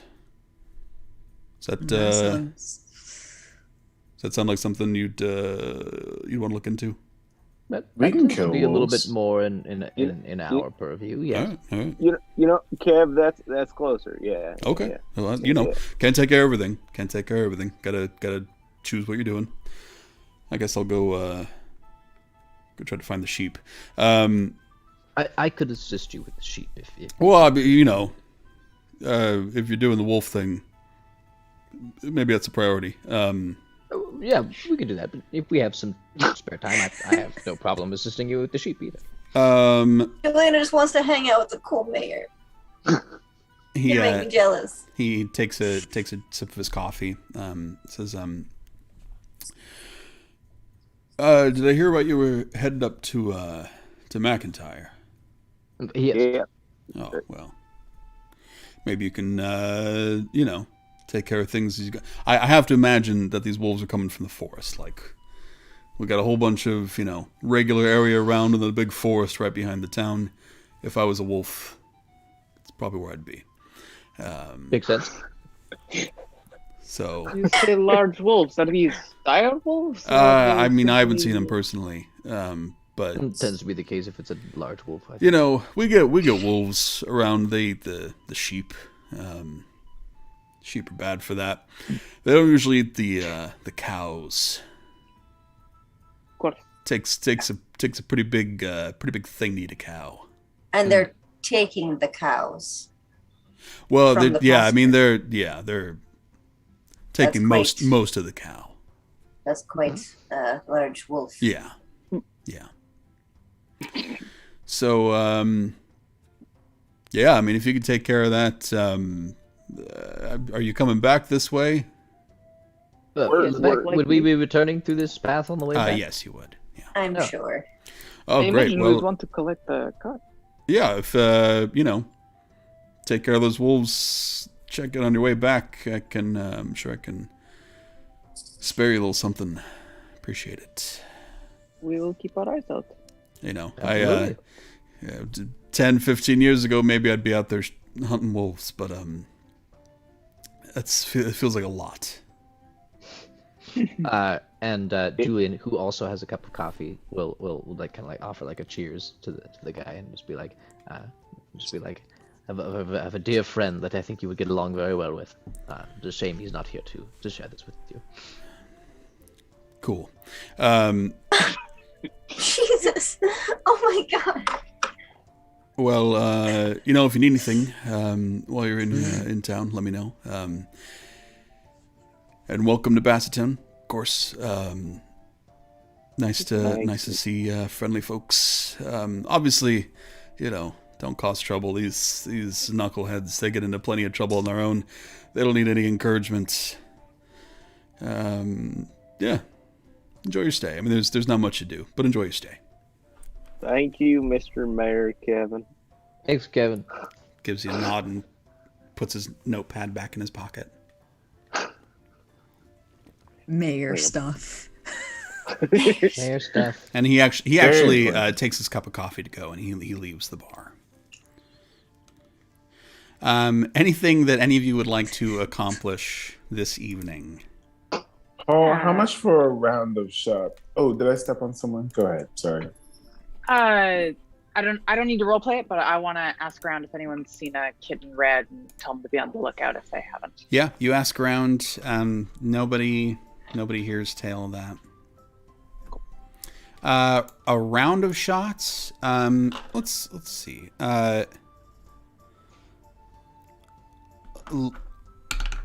Lebec is gonna share with you in that to get everybody around. It's 5 silver apiece for a shot. So 1, 2, 3 golds. If you kick in 1 gold, Lebec will kick in the rest. Make it a double shot. Make it a double shot. I'll give it seems 2 like gold for. As you try to offer it to Mudpack seems apparently. Anyway, so you can have Mudpacks. Drinking commences, and Julian does not partake again. Yeah. So. Well, cheers. Cheers to everyone partaking. To seeing our loved ones again. And I have an announcement. I'm going to go to the bar. Okay. My prayers have been answered. I am going to see Maria again. Cheers, salute, or what they say in Dwarven, das Vidania. I drink. Pretty much. Ostrovia. Who is Maria? I feel like you've been mentioning her often. Oh, my wife, who turns out is not dead. Guys, I had a dream last night, and there was this old lady who could sew really well. She showed me a picture of my wife, Maria, who I know was never dead. I knew it. And now I have a way of getting her back. So, salute. I'll take Julian's shot, too. And I take that back, too. James, you've just shown me something about yourself. That you really don't believe that death is the end.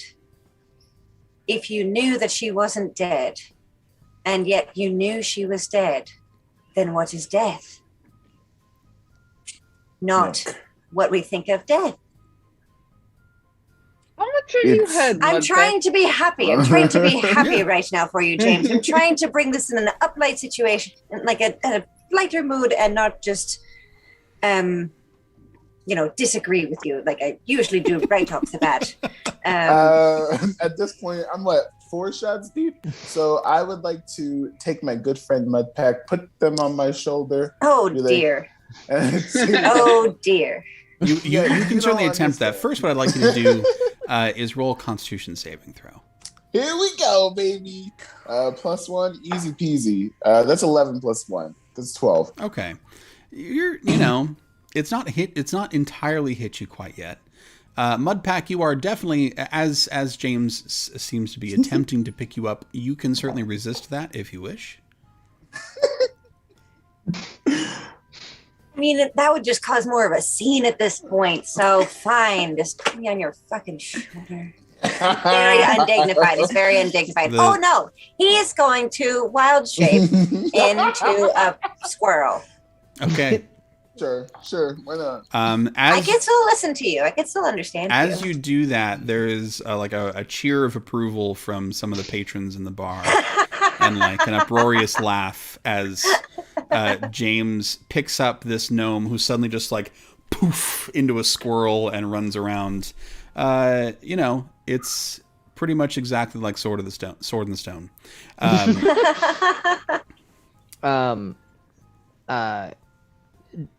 Julian's not gonna say anything about it, but he's concerned about James's statement. But he wants to do a divine sense, in this bar, as well as to see if there's anything that does not seem friendly. Sure. Because something like the state of what he's saying seems less than friendly in Julian's experience. Yeah, go ahead and you do that. You take a moment to send your awareness out into what you can see. Everything within 60 feet that's not behind total cover.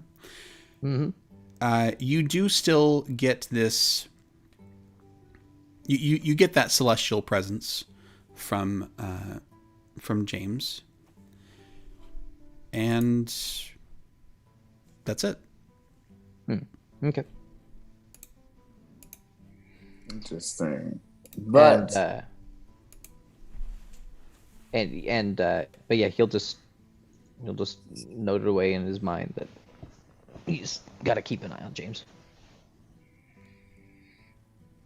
Okay, fair enough. But good news, everyone. Good news. Dustborn, you don't even know. Mudpack was there for when I first died for the very first time.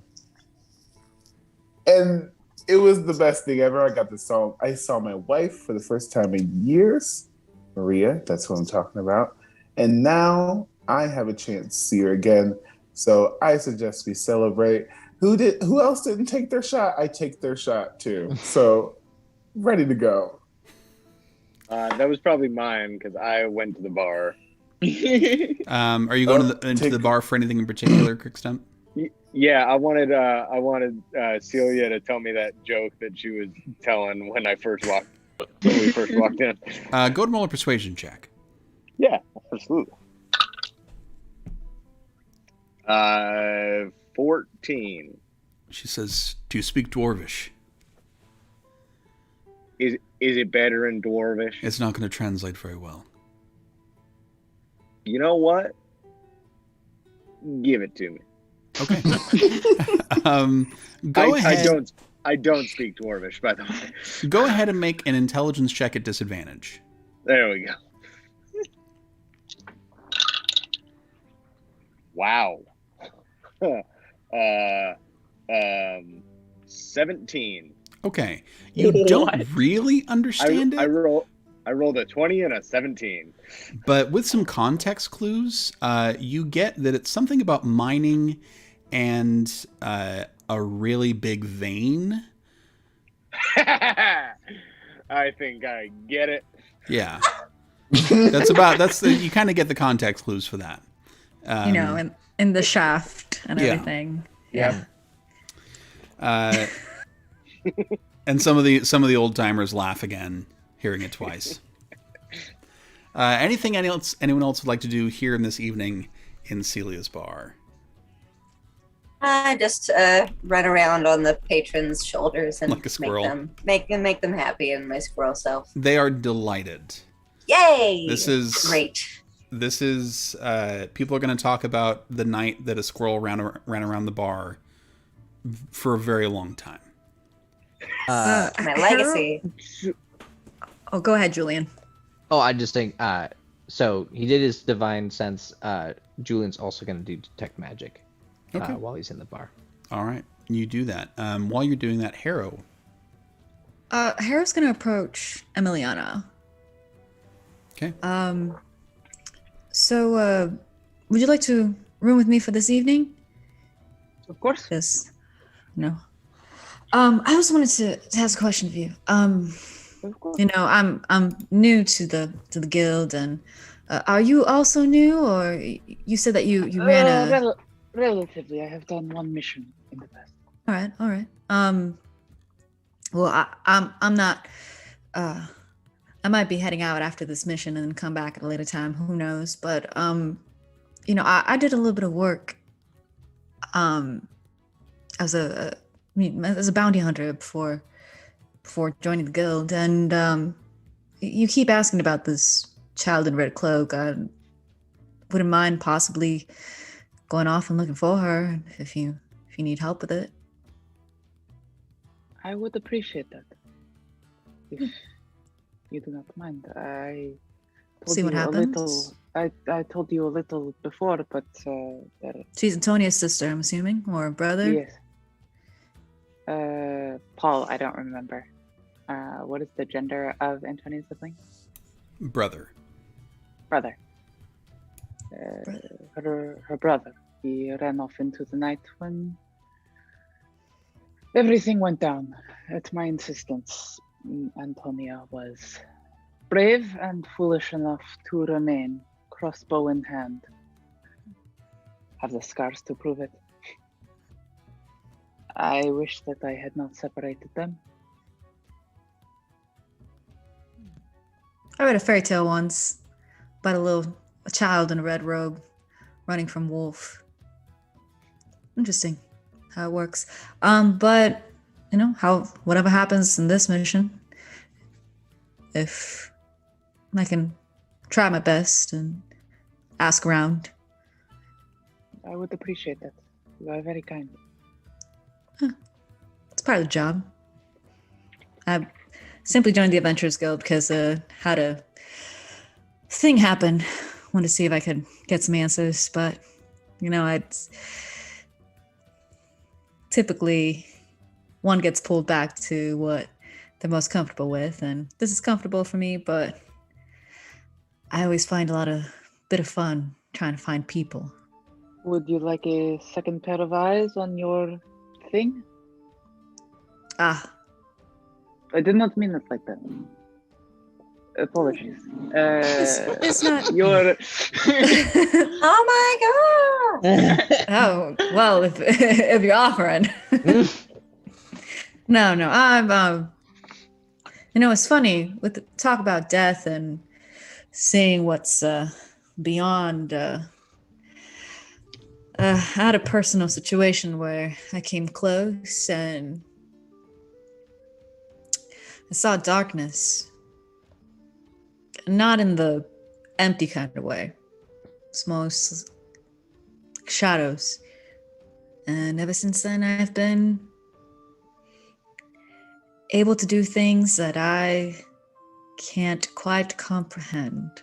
But, we persevere and move on and just live for the new changes in life. Are you looking for comprehension? Are you looking for a source? What did you hope to gain from the guild? Comprehension. That's a good word for it. Yeah. Just woke up and could do magic all of a sudden. No real answer for it. But putting it to use. It has never been my purview. I imagine that could be quite disconcerting. And I've had a couple people say that maybe it was in me all along and this was the thing that triggered it. Who knows? Whenever anything happens, people are quick to blame fate. The world is not quite so laid out, I have found. That's right. But we're here. We're doing some good. That's all that matters. We can hope. Your quiet moment is interrupted by the sound of a squirrel running along the bar top. Doing that. Oh, Mudpack wanted to be with them for that and just pop up at their table. It's like with a bunch of like bar nuts or something that he stole and like pops them out on the table Stuffing for them in them. his cheeks. Yeah. We'll just pop them out for them on the table. Oh, thank you, Mudpack. That was very thoughtful of you. Anything else anyone would like to do here in this evening in Celia's bar? Just real quick, Julian.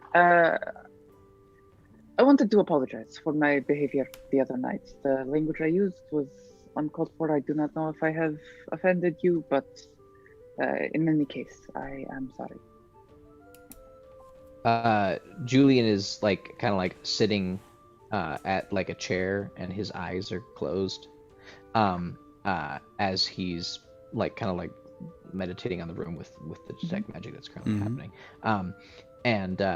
And he just will kind of say it's quite all right.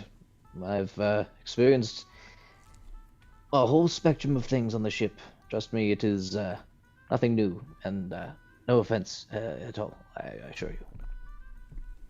I'm glad. Julian, with your detect magic, you don't really catch anything that you weren't expecting. All of your companions have just little bits of magic, just the nature of being adventurers means you are kind of steeped in magic.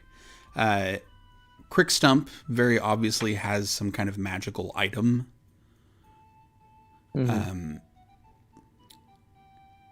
But you don't catch anything that you weren't expecting to be there. Got it. And then he will open his eyes and look up at Emiliana, and he'll be like, trust me, in many of the circles over in Bolenthar, I can assure you that the god that I seek would also be considered a heretic, no matter what. So. What god do you seek? I must admit, I am not familiar. I was raised on the God King Ascendant, and they are not so. It is mixed for sure. Yes. No, I serve Lamanan Maclear, god of the oceans and sea creatures. I am not familiar. Not many are, but it is been largely of benefit to the profession that I have found myself in. But it is viewing of life and death very similar. The ocean does both all the time, and that is carried in many ways from that form, and the sea creatures in the same way. And of course the creatures themselves lead to many things connected to the oath I have taken. So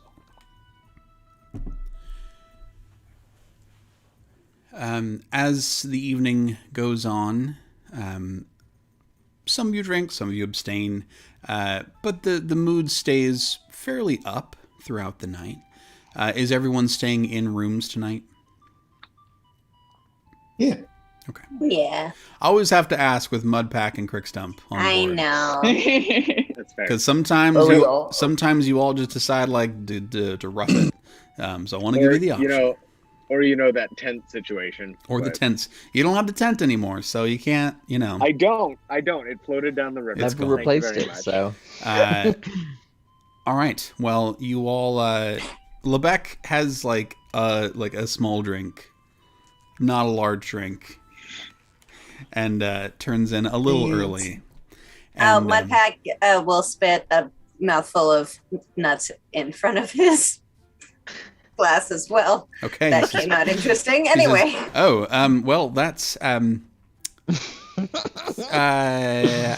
am struggling to find politeness in the situation, but thank you. He's gonna nestle his little finger and run off. Okay. Yeah. At Field work. At one point during the night, Crickstump also wild shaped, but into a cat and started chasing Mudpack. Oh no! Oh, he's gonna fuck with you. So he's gonna flick his tail at you and shit. Some Tom and Jerry stuff happening. And again, the bar is delighted. These are people who nothing comes through here. This is just as sleepy as it gets. So a night of revelry like this, an unexpected night at the bar is 3 years from now, they're going to laugh about this all together out of the blue. Like, it's that kind of place. Aww. You all eventually make your way to bed.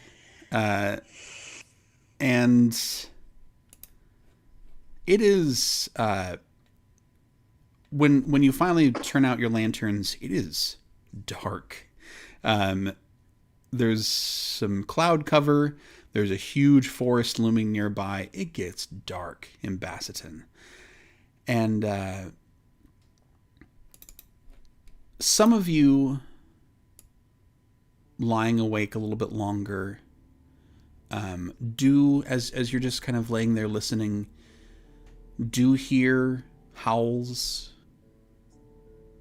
Like distant ones. Nothing too serious, but like you were told there are wolves, and if you're listening for them, yeah, they're out there. Not that you feel in danger right here, but you know that the path between here and McIntyre, there's a big forest there. James, I knew it. I was gonna ask. You do have another dream. This one is very vivid but very brief. And in this dream, there's darkness all around, and you are in a small pool of light. And you just kind of watch things happen. You find that you don't have a whole lot of control over this dream. You raise up a hand